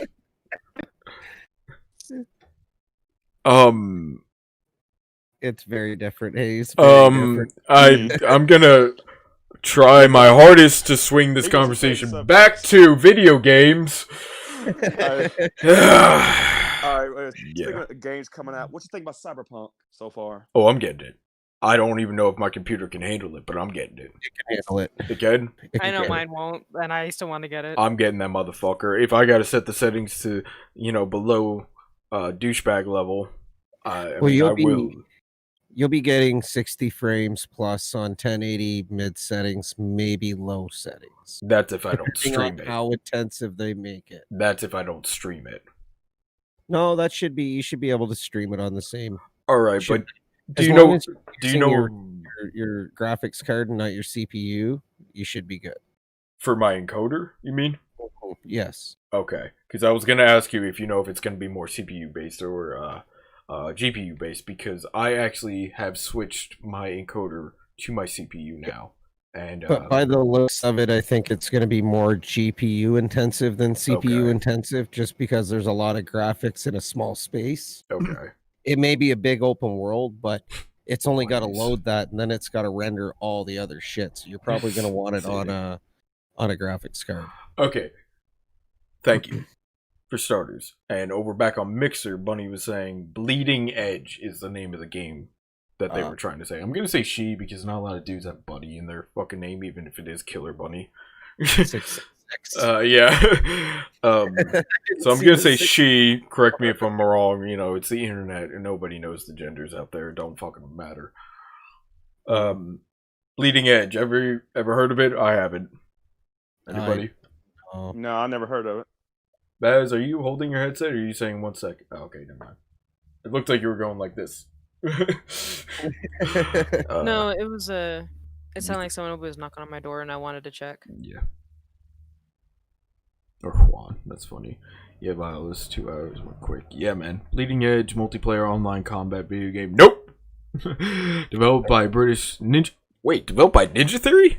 Oh, shit. And published by Xbox? Wow. Studios. That kind of bothers me. Yeah, you say that, but you also have to remember Hellblade. No, but I say that because it's going to be more of a Windows game, and I really hate the Windows launcher. Oh yeah, fuck the Windows launcher. By the way, I bought Sea of Thieves 3 days before it was released on Steam. Fuck me. I'm a boy. All right, Bunny. Sorry about that. Straight from Google. Yeah. How have we not brought up Hellblade when we were talking about audio?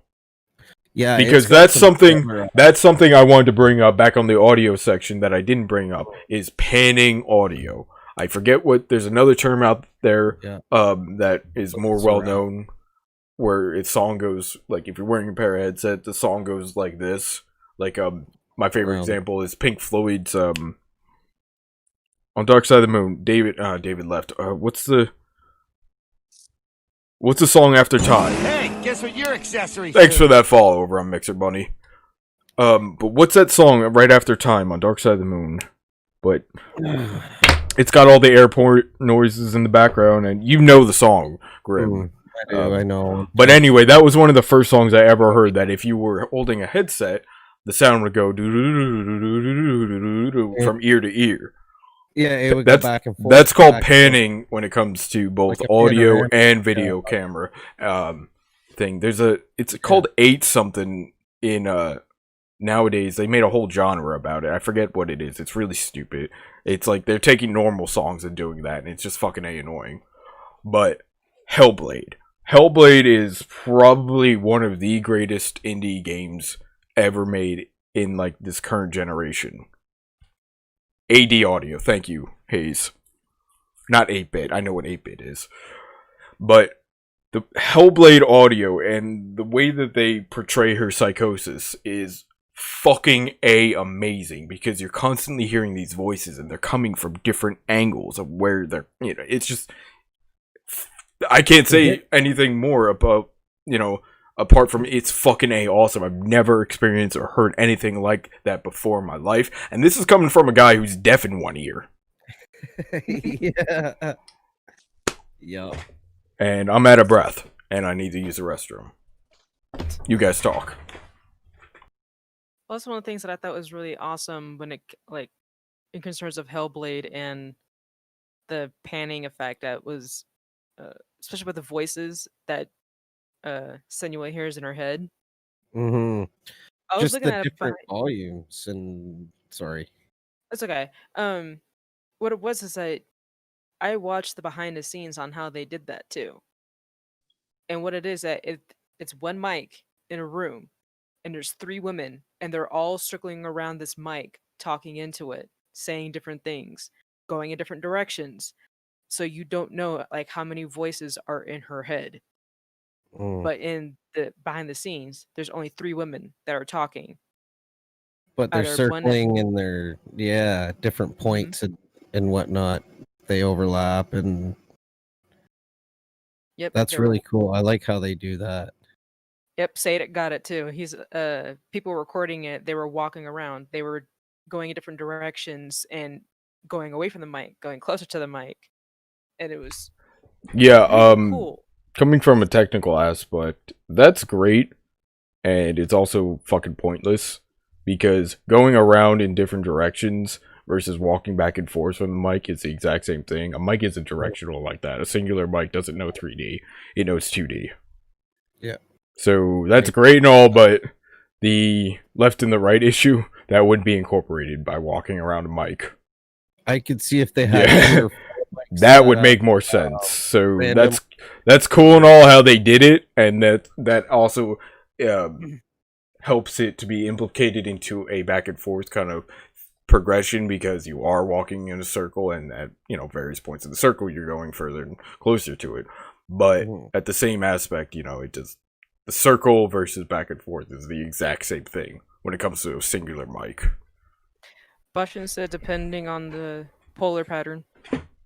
Oh, Bastion also said, "Quick, Grim, give us a dad joke." Oh, fuck off. I made a pencil the other day with 2 erasers. It was pointless. Depends on the polarization pattern. Not sure what you mean by that.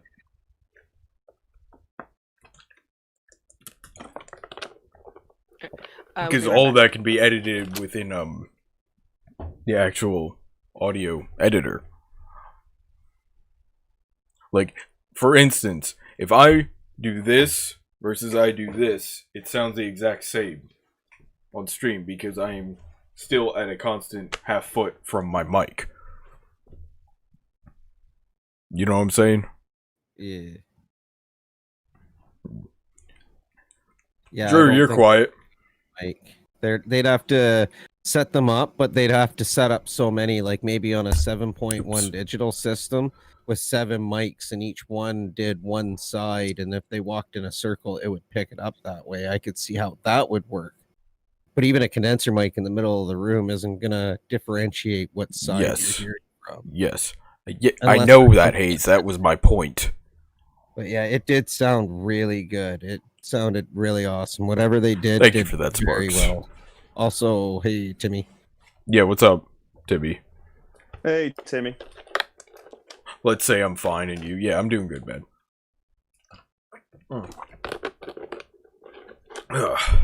Yes, I believe what Grim said would happen. Yeah. I would, Siddiq was just going on about how they probably had multiple mics so that they could help triangulate the locations and whatnot to make it give it a better, more ambient, sound as opposed to one particular one. I know you were, Hayes. Yeah. What I was going to say, it's inappropriate to make a dad joke if you're not a dad. It's faux pas. Why are you even here? Just waiting for it.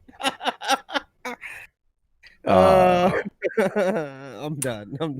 So I don't want to bring up visuals till Baz gets back because she's the art department of my Discord.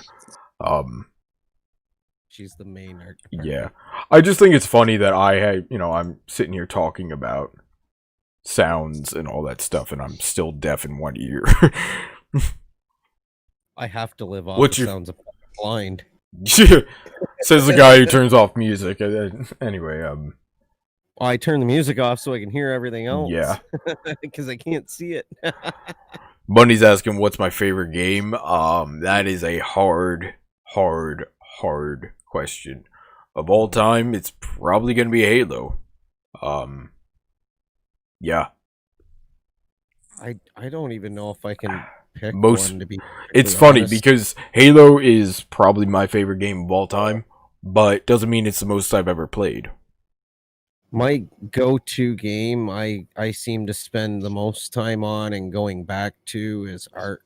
I mean, despite the fact that it's not the greatest streaming game, I find myself solely immersed into it, and it just I melt into it. I love that game. Hey, guess what your accessories Hey, do? Cosmic Matthew, thank you for that follow over on Mixer. A lot of follows on Mixer. Thank you. Follows. That's good. It's good because I pay so much attention to Mixer. I've got it up. It's just funny, guys, because anybody who on Mixer, I barely pay attention to my Mixer channel at all. I just kind of have it there. Yeah, but Mixer's been kind of hype tonight for you, though. I'm surprised we have fucking. All right, we'll type away then, Cosmic. Watching us. I got 11 on my count, but you know. 7. Oh, that dropped down to 3 now. We're 4 on Twitch and 4. I mean, this is great. And like I said, the thing about podcasts like this is, especially with the last one I did, people go back and watch them a lot more than, than they do when they see it actually live. Because my first one, I got like, I don't know how many hundreds watching that sucker. Nice. I should have recorded it. Well, this is all going to be on YouTube anyway. Oh, yeah. I'm not too worried about it anyway. Maybe next that first make podcast you did, avatars for you. That was entertaining night, dog. Yeah, that was great. Drew was supposed to be there for that, but he got my phone didn't work at the time. That's his excuse. That's his excuse. I'm thinking he drank a little bit too much and didn't want to deal with hooking up his stuff onto the computer. Understandable. Also, thank you for the lightning bolts or sparks. Sparks, I don't even know what they do on Mixer. No, but fucking but thank you. Yeah. Much appreciated. Yeah. Maybe for the next podcast, you could get Baz to make some little avatars for the ones who don't have cameras. That's a her question, but see, I've only seen one picture of Drew though. Yeah, true. And that's the famous, he's got his hand on his chin picture that everyone's seen. Because I hate taking pictures. Drew's hidden behind the green screen. Nah, he's right there. What are you talking about? All right, Mr. Speak. Thanks for stopping by, my man. Appreciate it. Have a good one. Have a good night, Mr. Speak. Yeah. So there's that. Like I said, I don't want to transition into visuals yet because she's not back. Look at that. Yeah, we know, Tara. We know. Good, she's back. Now we can talk about visuals in gaming. Picture, yeah. Visuals in gaming. Yeah. What is the prettiest games you guys have seen? So I'm just gonna scroll down and I'm talking. All right, so that could mean realistic graphics, that could mean art style, that could mean just general, overall beauty of the game as a whole, one particular part. That could be as simplistic as, a game that has just like 4 elements, but yet it still rocks those 4 elements perfectly. But then the last one I have on that list is also the camera angles, because those mean a lot. Fuck you, RE. I'm sorry, what? Okay, well, I could start with the very first visual that really almost kind of took my breath away was when I first kind of started getting into gaming again, right? And I hate to go back to this game. No God. But I watched the sunset on Rust for the first time ever on high settings, and my God, did it look realistic. You look at the sky and the color and the shade and the way the clouds are moving and the way the moon's coming up. It was stunning, really. Assassin's Creed. I wouldn't have put that as a very visually stunning game, Hayes. Sorry, I'm just reading your comment. It all depends on which game you're also talking about. But no, I wouldn't, even on the highest setting graphics, I would not put that up there. But hey. Bunny likes Destiny. Never played Destiny. Don't really care for Bungie anymore. That's probably the main reason why I never played Destiny. But I hear that's a very grindy game on top of that, and I'm not really into those anymore. The only grindy game I really play is World of Tanks, which is the grindy game. The grindy game. Little Nightmares. Beautiful fucking game. Tara, you're absolutely right. Very beautiful game. Game. So, Cuphead. Wow. Yeah. What's up, Ez? I was gonna say I have I don't really have a game that I think has the best visuals. There are quite a few that in my opinion, are very stunning looking. So for me, one of course is Shadow of the Colossus. Nothing could beat that game. As far as that's probably like one of my top games as far as visuals go. I got a whole list here. Huh? I got a whole list here. I just remembered. I didn't prepare at all. Well, I put thought in this shit. Another game that I really enjoyed for the visual was Prince of Persia: Sands of Time for the GameCube. I thought that was a very beautiful looking game. See, I would disagree. I would disagree. I thought that was very simplistic and not in a good way. Observer looks amazing, but it kills Tara's eyes. Observer was good, but I think they overdid it in various concepts, and on top of that, they could have done a lot of things better. It was way too dark of a game, and it had too much of a haze over it on a lot of sections, like a foggy, bloomish type deal without the bloom. They overdid that. That game scares you. Alright, so I'm just going to read this whole list of games that I have out loud, and then you guys can critique or yell at me or whatever, but when it comes to the most beautiful games I've ever seen, I just wrote this list down one night, and I didn't incorporate every single game that I think of, but Okami, Firewatch, Long Dark, Valley, Skyrim, Ico, whatever, Shadow of the Colossus, of course, Limbo, Mirror's Edge, Abzu, Journey, Rez, Glee, Horizon Zero Dawn, The Last of Us, Never Alone, and Cuphead. That's just a quick list I came up with. Thoughts? Long Dark. I like the Long Dark art style. Firewatch. No, I didn't like Firewatch. I'm gonna say this outright. I'm suck. Sure I'll get a lot of hate for that. From me, especially, but yes, continue. So much of it I didn't care for. Long Dark, though, I absolutely love the art style in Long Dark. Long Dark was sort of course you love the. I mean, I'm sorry, I said Long Dark, and I knew he meant Shadow of the Colossus, and he wrote Shadow of the Colossus. It was his first game that made him stop and look. Yeah, Siddiq, we know you have a tattoo from fucking Shadow of the Colossus, all right? I agree with Dark's list. See, a lot of them, I never even really knew much about them until Dark played them, and some of them I didn't even get to see, to be honest. So, but yeah, I absolutely hated Firewatch. I have to say it again. Latest God of War, I can see that.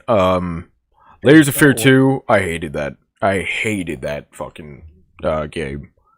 Layers of Fear 1, beautiful. Layers of Fear 2, just rushed, boring, tried to expand the concept from portraits to videos, and it was just awful. But yeah, Last of Us, great visuals. Especially for its time. I mean, yeah, you agree with my list, blah blah blah. Versus your list is pretty much goes without saying. All pretty games. I'm pretty sure that you're gonna get mad at me too, but thought the original trilogy for Spyro, 1, 2, and 3. Yeah. Beautiful games. 1 sucked. Really? 1 sucked. I was waiting for it. The water alone. I can understand with the water because you cannot swim. No. It's got nothing to do with the fact that you can't swim. It looks like I don't even know how. It looks like blue lava. Yes. Yeah. No, Spyro 1. The contrast between Spyro 1 and Spyro 2 is enough to explain why I don't like it. Right. I think Spyro 1 was fucking ugly. Yeah, it was like it seems like Spyro 1 is Spyro 2, but the graphics setting on low is the best way to explain it.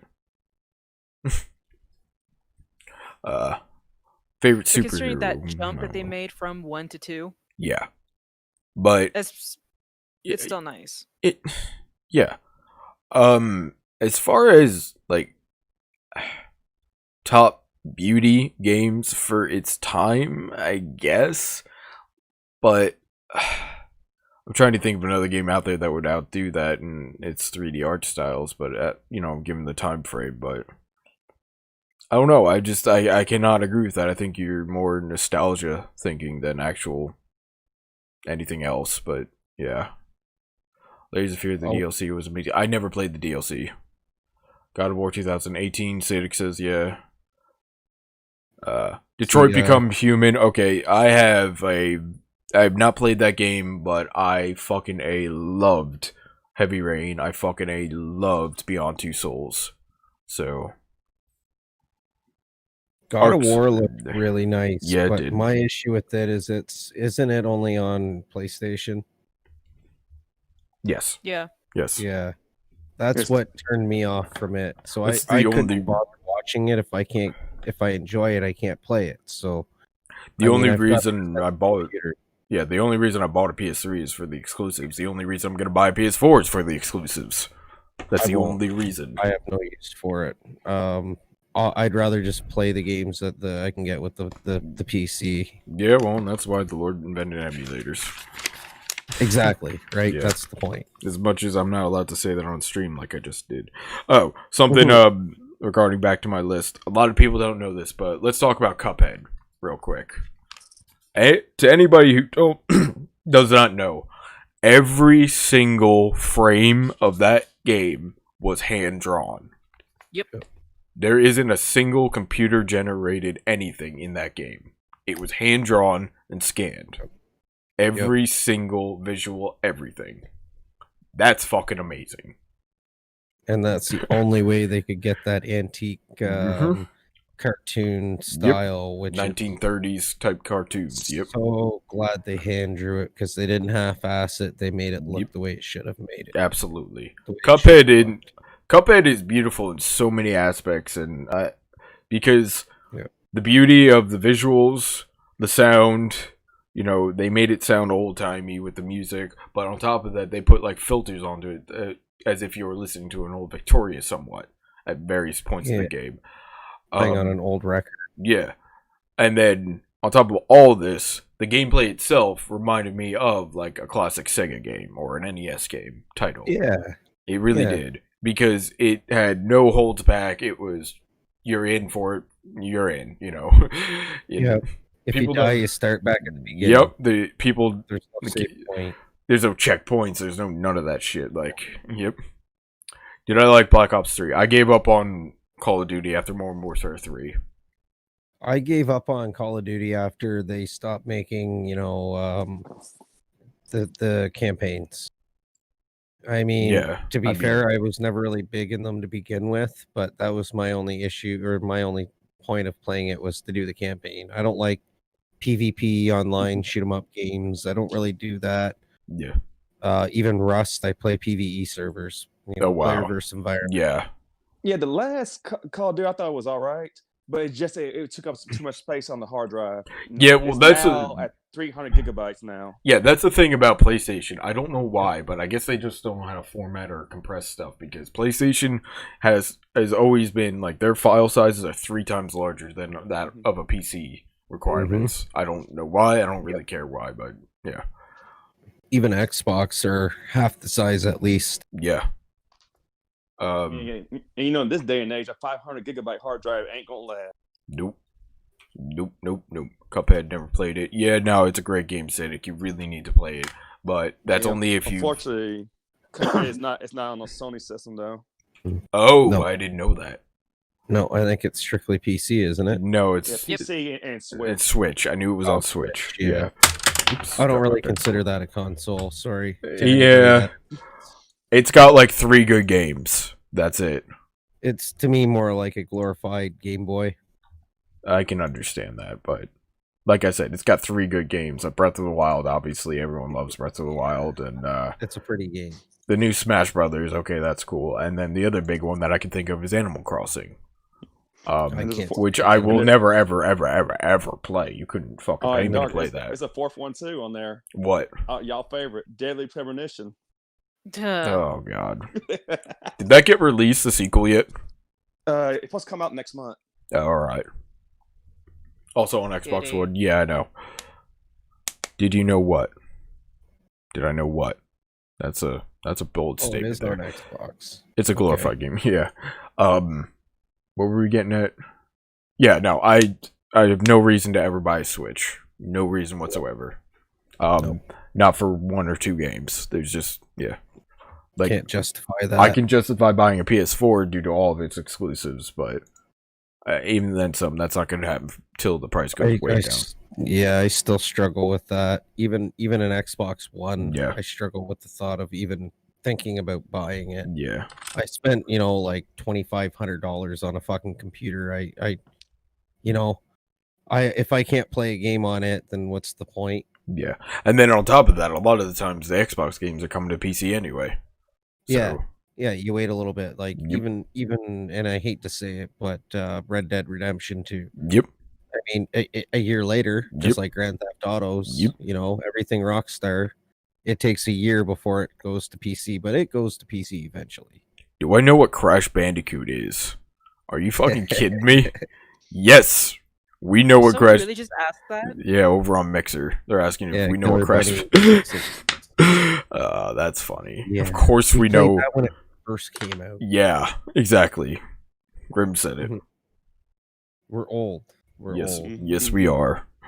I was born in the early 80s. All right, let's not throw our ages out there. But we're old. 1880s. Okay, yeah, you know what? Fine, throw your age out there. I won't purchase a PS5 till the Pro comes out. Yeah, I can understand that. Crash Team Racing on PC? Yeah, right. I don't think that's ever going to happen, but I had Crash Team Racing when it came out. That was the shit. And then they just made the remake, and I'm sure that's what you're talking about, Timmy. So after I said that, I'm like, you know what? They might make the remake on PC, but I doubt that as well. Was the remake still under the rights of Naughty Dog? Does anyone know? No idea. Yeah. No clue. Yeah. That's a good question. Hey guys, you know what Super Mario is? Really vile. I got the game here. I can look on the back. Because I think Activision ended up. Yeah, Activision published it. Okay. Timmy's saying he thinks it is. He thinks That's funny, Vile. Yeah, right. No, I don't see their name on the back of the case, Dark. Okay, then it's like Demonware and all that. Yeah, then it might actually come to PC then. So that's cool. Just like how Spyro Reignited Edition came out for PC because Insomniac didn't have the stuff to it. They had, what was it called? Toys for Bob, I think it was called. I don't know what you're talking about. Activision. The people that had that published the Reignited Edition. Lyle's calling Activision a garbage tier company. The only other games that I can think of from Activision would be the Call of Duty ones. So yeah, I guess I have to agree with you, but I also don't know. I haven't really seen enough Activision games that I can think of to justify that comment, but from the ones that I do know, I'm going to agree with that comment. Yeah. They're big on the microtransactions. Yeah. No. It's like esports. I Read can't that stand esports anymore. Yeah, we already said this and had this conversation, though. So support dates for Crash Team Racing, Nitro Fuel, which is free since online. I miss Naughty Dog games too. They were pretty good. Well, I mean, Naughty Dog was Crash Bandicoot, The Last of Us, Uncharted. I can't think of any other series from them or Jack games. And Daxter. See, I couldn't care less about those. So yeah. Sekiro was Activision. Well, that's being said, Sekiro, I haven't played it yet, but that is a phenomenal game. So I couldn't get into it. It didn't really interest me. You played it though? No, I tried. Okay. I looked into it. I think I had an option for it on one of my Humble bundles. I think I gave it away. It's Asian hack and slash. It's Asian Dark Souls. That's what it is. Yeah. That's exactly what it is. Yeah, I looked at it and I couldn't get into it enough to enjoy it, to think about. It's not really your type of game either. No. So No. Yeah. It really isn't. I'm gonna be straight up and honest for hack and slash type. I know this isn't really quite that bracket, but I've been enjoying my Mortal Kombat. That's not hack and slash. No, that's not by any definition of hack and slash. So no, but I don't know how to. I know what you're trying to get at. It's a fighting game and all that bullshit, but don't use the word or term hack and slash. Don't. It's just I'm not trying to be a dick. I'm just saying it's like trying to say adventures are horrors. Like what? Well, that's why all horrors can be adventures. Yeah.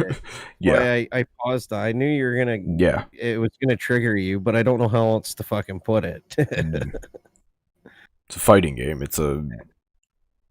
But it's beyond just saying a fighting game. I mean, really even saying beat 'em up is wrong, because beat 'em up more applies to games like Streets of Rage. So. But I mean, it's still technically a beat 'em up because you got to beat up the other guy. I mean, that's a vague description. Sure. Yeah. All right. We'll get into genres another time. I thought Dark Souls was from Japan studios. I have no idea, but doesn't matter because Dark Souls doesn't have heavy Japanese vibes. That's why I mentioned Sekiro is Asian Dark Souls. I was more responding to Vile. I know. But we were talking about visuals. Now we're talking about companies, apparently. We tend to digress off the subject quite a bit. Just a wee bit. Just a little. Yeah. Finish him. Software. Okay. Yeah.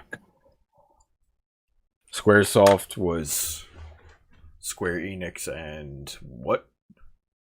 No, Square Enix was something before it became Square Enix. Squaresoft. Yeah, it was Squaresoft before it became Square Enix when it got bought out. That's right. Yeah.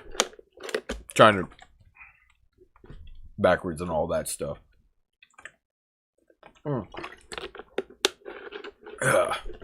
You guys are awfully quiet. You know that, Baz and Drew?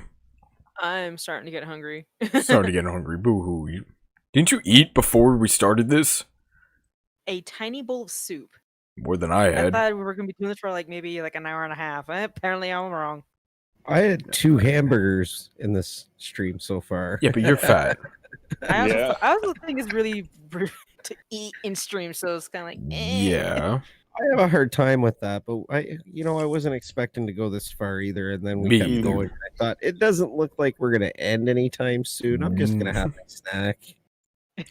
I could keep going for another fucking 5 hours. You guys know that, but yeah. A girl's got to eat dark. Grim is not fat. Oh yeah, I am. Oh yeah. Oh yeah, he is. Don't worry about hurt feelings here. Nope, not even a little bit. I've got no shame, so. What's that? For Bastion, we could eat a pizza on stream. What? I mean, I could. A whole pizza, I could. Oh, yeah. It's a running joke with me and Jack to him. Yeah, because he's never had pizza. You've never had pizza? Was it Bastion that said he never had pizza? Oh, my God. It was bad. No, he hadn't had it in so long. Oh, maybe it was. Yeah. I was going to say, get your ass to Jersey right now. Just damn it, Drew. Damn it, Drew. I thought it was damn it, Jack. No, it's fucking Jack. Oh, fucking Jack. That's it. Never had If pizza. I'm hiding at my ankles. This camera angle's doing me justice. That's all. Yeah. It also helps that I'm the largest character on the screen right now. So I'm also 5'6" tall. I'm 5'7", and I'm still the shortest person on the stream. I disagree. Didn't you just hear what he said? No, I meant in the screen right now. Oh, that's because you have your camera from your neck up almost. And yeah. If you were to put your camera down 2 feet away from my computer. Neither do I. This is as close as I can get to my computer without leaning over my desk. So yeah, A very small desk. I see that. Yeah, I've got a massive desk. Yeah, I Dark can't looks say bigger. anything. Yeah. Activision was only the publisher. Yeah, Activision usually does only publish games, from what I remember. I'm the choice person in chat, lol. Wait, are you really, Vile? Are you the choice person, or are you just quoting her? No, I think he's quoting her. Just yeah, me too. making a joke. Yeah.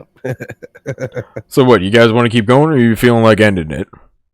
I could feel like probably ending end it soon. Yeah. Alright, we'll call it a quits then. That way we have an episode 2. Yeah, Yeah, well, that's right. this will definitely happen again. You know, whether it I be with enjoyed all of you, with some more people. I'd like to incorporate a few. We DM'd two people so far. The one sounds like he'd be down. The other guy, it's just more or less he's working too much, so not working out. We'll see. But yeah, anybody who I personally know is invited to stream with us in voice chat, all that stuff. If you're new, if I don't really know you personally, or if I haven't known you for a while, sorry, you're shit out of luck. I'm just not taking the risk to having more trolls. I've done that in the past, and don't take it personal, but fuck off. So there's that. So people like Sadik, you're more than welcome. Bastian, obviously, come on. He's got to be drunk, though, in order to speak English, so there's that. For the others, if we don't know you well enough, I mean, if you well, really see, like, wanna I barely know Mr. Speak, but he's Yeah. he's also a streamer. I've seen him in many streams or whatever. understands rules I and know whatnot. he won't fuck me over in any way, shape, or form, so he's welcome, even though I don't think he's here anymore. Hayes, she's always in my streams. But, you know, yeah, if Levi, we don't want yeah. to hop into streaming chat or Yeah. sorry, purgatory while we're all hanging out. Yeah. I mean, get to know us. Yeah, I'm trying to think of who else might have stopped by there. I mean, Giggle, come on. It's Gigs. Obviously, he's always welcome. Yeah. Levi. I said Levi. Oh, did you? I wasn't paying attention, apparently. I'm Pudge too is poor. I lurking. can't afford to pay attention. What's up? Pudge That's- is lurking. Oh, yeah, I mean, no, he's streaming right now, I think. Yeah, he's doing some Last of Us. Yeah. Well, he's one of the people we DM'd. Sadik, yeah, obviously. I'm just going down to, I mean, Braden if he gets the chance, but, you know, he's a little busy right now being all in the military and whatnot. Drifter. Yeah, Drifter. Oh, well, I don't think I've ever heard Drifter talk. Nope. No, I know. Yeah, I've never been in a voice chat with him. Yeah. That'd be cool. He's got some Maybe- good comments, and he's a funny guy. Maybe we can get War in here, Baz. Look at her shake her head like, don't do that. Don't do that. Hell, Dreamy, that'd be a kick in the head. Yeah. Oh heck yeah! I'm just going down a list of people. I mean, obviously, the Laura and Tara. And Hayes. I don't know if I said Hayes. Hayes. Okay, well that's obviously guaranteed. Granted. Yeah. I mean, I got a bunch of my old friends that you guys probably don't know, but I'd welcome, like Red Toe, obviously, and the Bobo. Oh, How could we forget about the Bobo? She's like, nope. To me, if I get drunk, I will Spanglish the hell out of voice chat. Yeah. Well, no, Sadik, you're the opposite of Bastian. Bastian can't do English sober. And that's a running joke we have. Every time he streams, he's like, I'm too sober to English. You know who I'd like to get in this chat? Because I know he'd be great for this chat, or this kind of setup. Weaponized Dad. He would be great for this shit. He'd be fucking perfect. Liam would be cool to have in here. Camp. Liam, yeah. Camp, absolutely. Yep. Yeah, Liam as well. I kind of said that funny. I didn't intend to sound funny about that. I like Liam. I think he's a I do. fucker. I do too. I'm not going to say I don't, you know. Well, once again, it keeps sounding like I'm trying to be hesitant with something, which I'm not. No, Liam's welcome, obviously. Yeah. McChief, but I don't know if McChief has any microphone set up that he could join. But he's a good guy. I don't think you know him, Grib. No, I don't. Mojo's been around. Remember General Mojo? No. DJ's buddy, Levi's buddy, way back when. Okay. No.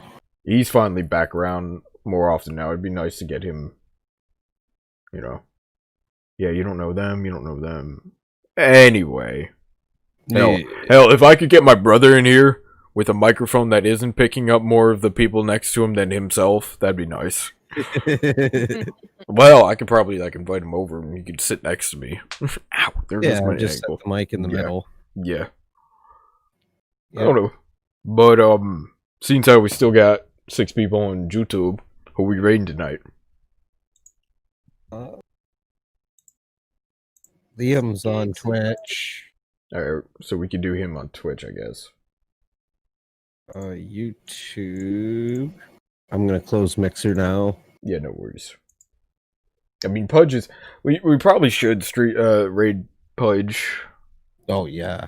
Just because, you know, he was invited to these streams. But then again, we've never raided Butt Touches. Oh, right. Sorry, I don't have what do you call it? I didn't mute Chrome today. Very unprofessional, Dark. Very. Fail. But then again, I had echoing Grim earlier, so you know. Hayes knows Mojo. Of course Hayes knows Mojo. Too. Shut up. I never said it wasn't my fault. I said it was only you echoing. I know, it's funny because chat, all they knew was my mic was echoing, so they were going after me. It was funny. I was enjoying it. I'm looking around. I'm like, man, I got nothing else open. Yeah. I don't know. Butt Touches is playing Persona. I can't do Persona. Guys, I've got Liam, Pudge, and Giggle, I think, are the 3 I have. On Twitch? Yeah. Oh, on You YouTube. raided Giggle yesterday. Yeah. Kind of. Oh, that was a hoot and a half. Pay attention to us. Yeah, fuck it. Let's just do Pudge. Yeah. Can you do my Twitch? Yep. You're an editor, right? I think so. So what are we doing for Twitch? We're gonna raid Pudge as well on Twitch. Okay. We could do Liam, but I don't feel like dealing with 2 different streams right now. No, I know, that's why I asked, but I don't think I have Pudge on Twitch for some reason. It's Pudge _007_. Like double zeros. Yeah. Now, I'm like 98% sure everyone here in chat knows who Pudge is. And if you don't, I'm just here's his pulling logo. Copy paste. But yeah.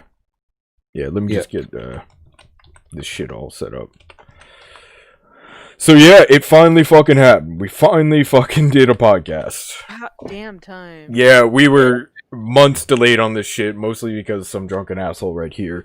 But other reasons ensued as well. Miscommunications, scheduling, all that happy horse shit. Yeah, we found. Hey, guess what your accessories too? Thank you for that follow over on Mixer. Yeah, Mixer guys, I don't know if you are, if you got YouTube accounts, we're gonna go ahead and, Pudge, never heard of him, funny say. We're gonna go ahead and raid Pudge. Okay, so it's Pudge 007? Pudge _007 _007 _. So Pudge _007 _. Correct. Okay. Just wanted to be 100% sure before I hit enter. Hit enter. Hit the raid button. Like, don't hit raid now, but... No, I put it in the chat. Did it work? I think so. I see. Yep. Alright, so I'm gonna mute you guys over on, Discord. So that means we're going over here. Yeah, so that was a lot of fun, guys. I'm not doing any... You know, fuck it. I'll put my end music back on. Why not? Oh, no, that's a Halo theme. There we go. But, yeah, so we're most likely going to be doing this more often. We don't have a set schedule as to what we're doing or any bullshit like that. But it's going to be fucking fun. I'll tell you that right now. Thank you all for showing up. Thanks for all the fucking follows over on Mixer. But, yeah. Till next time, have a good one.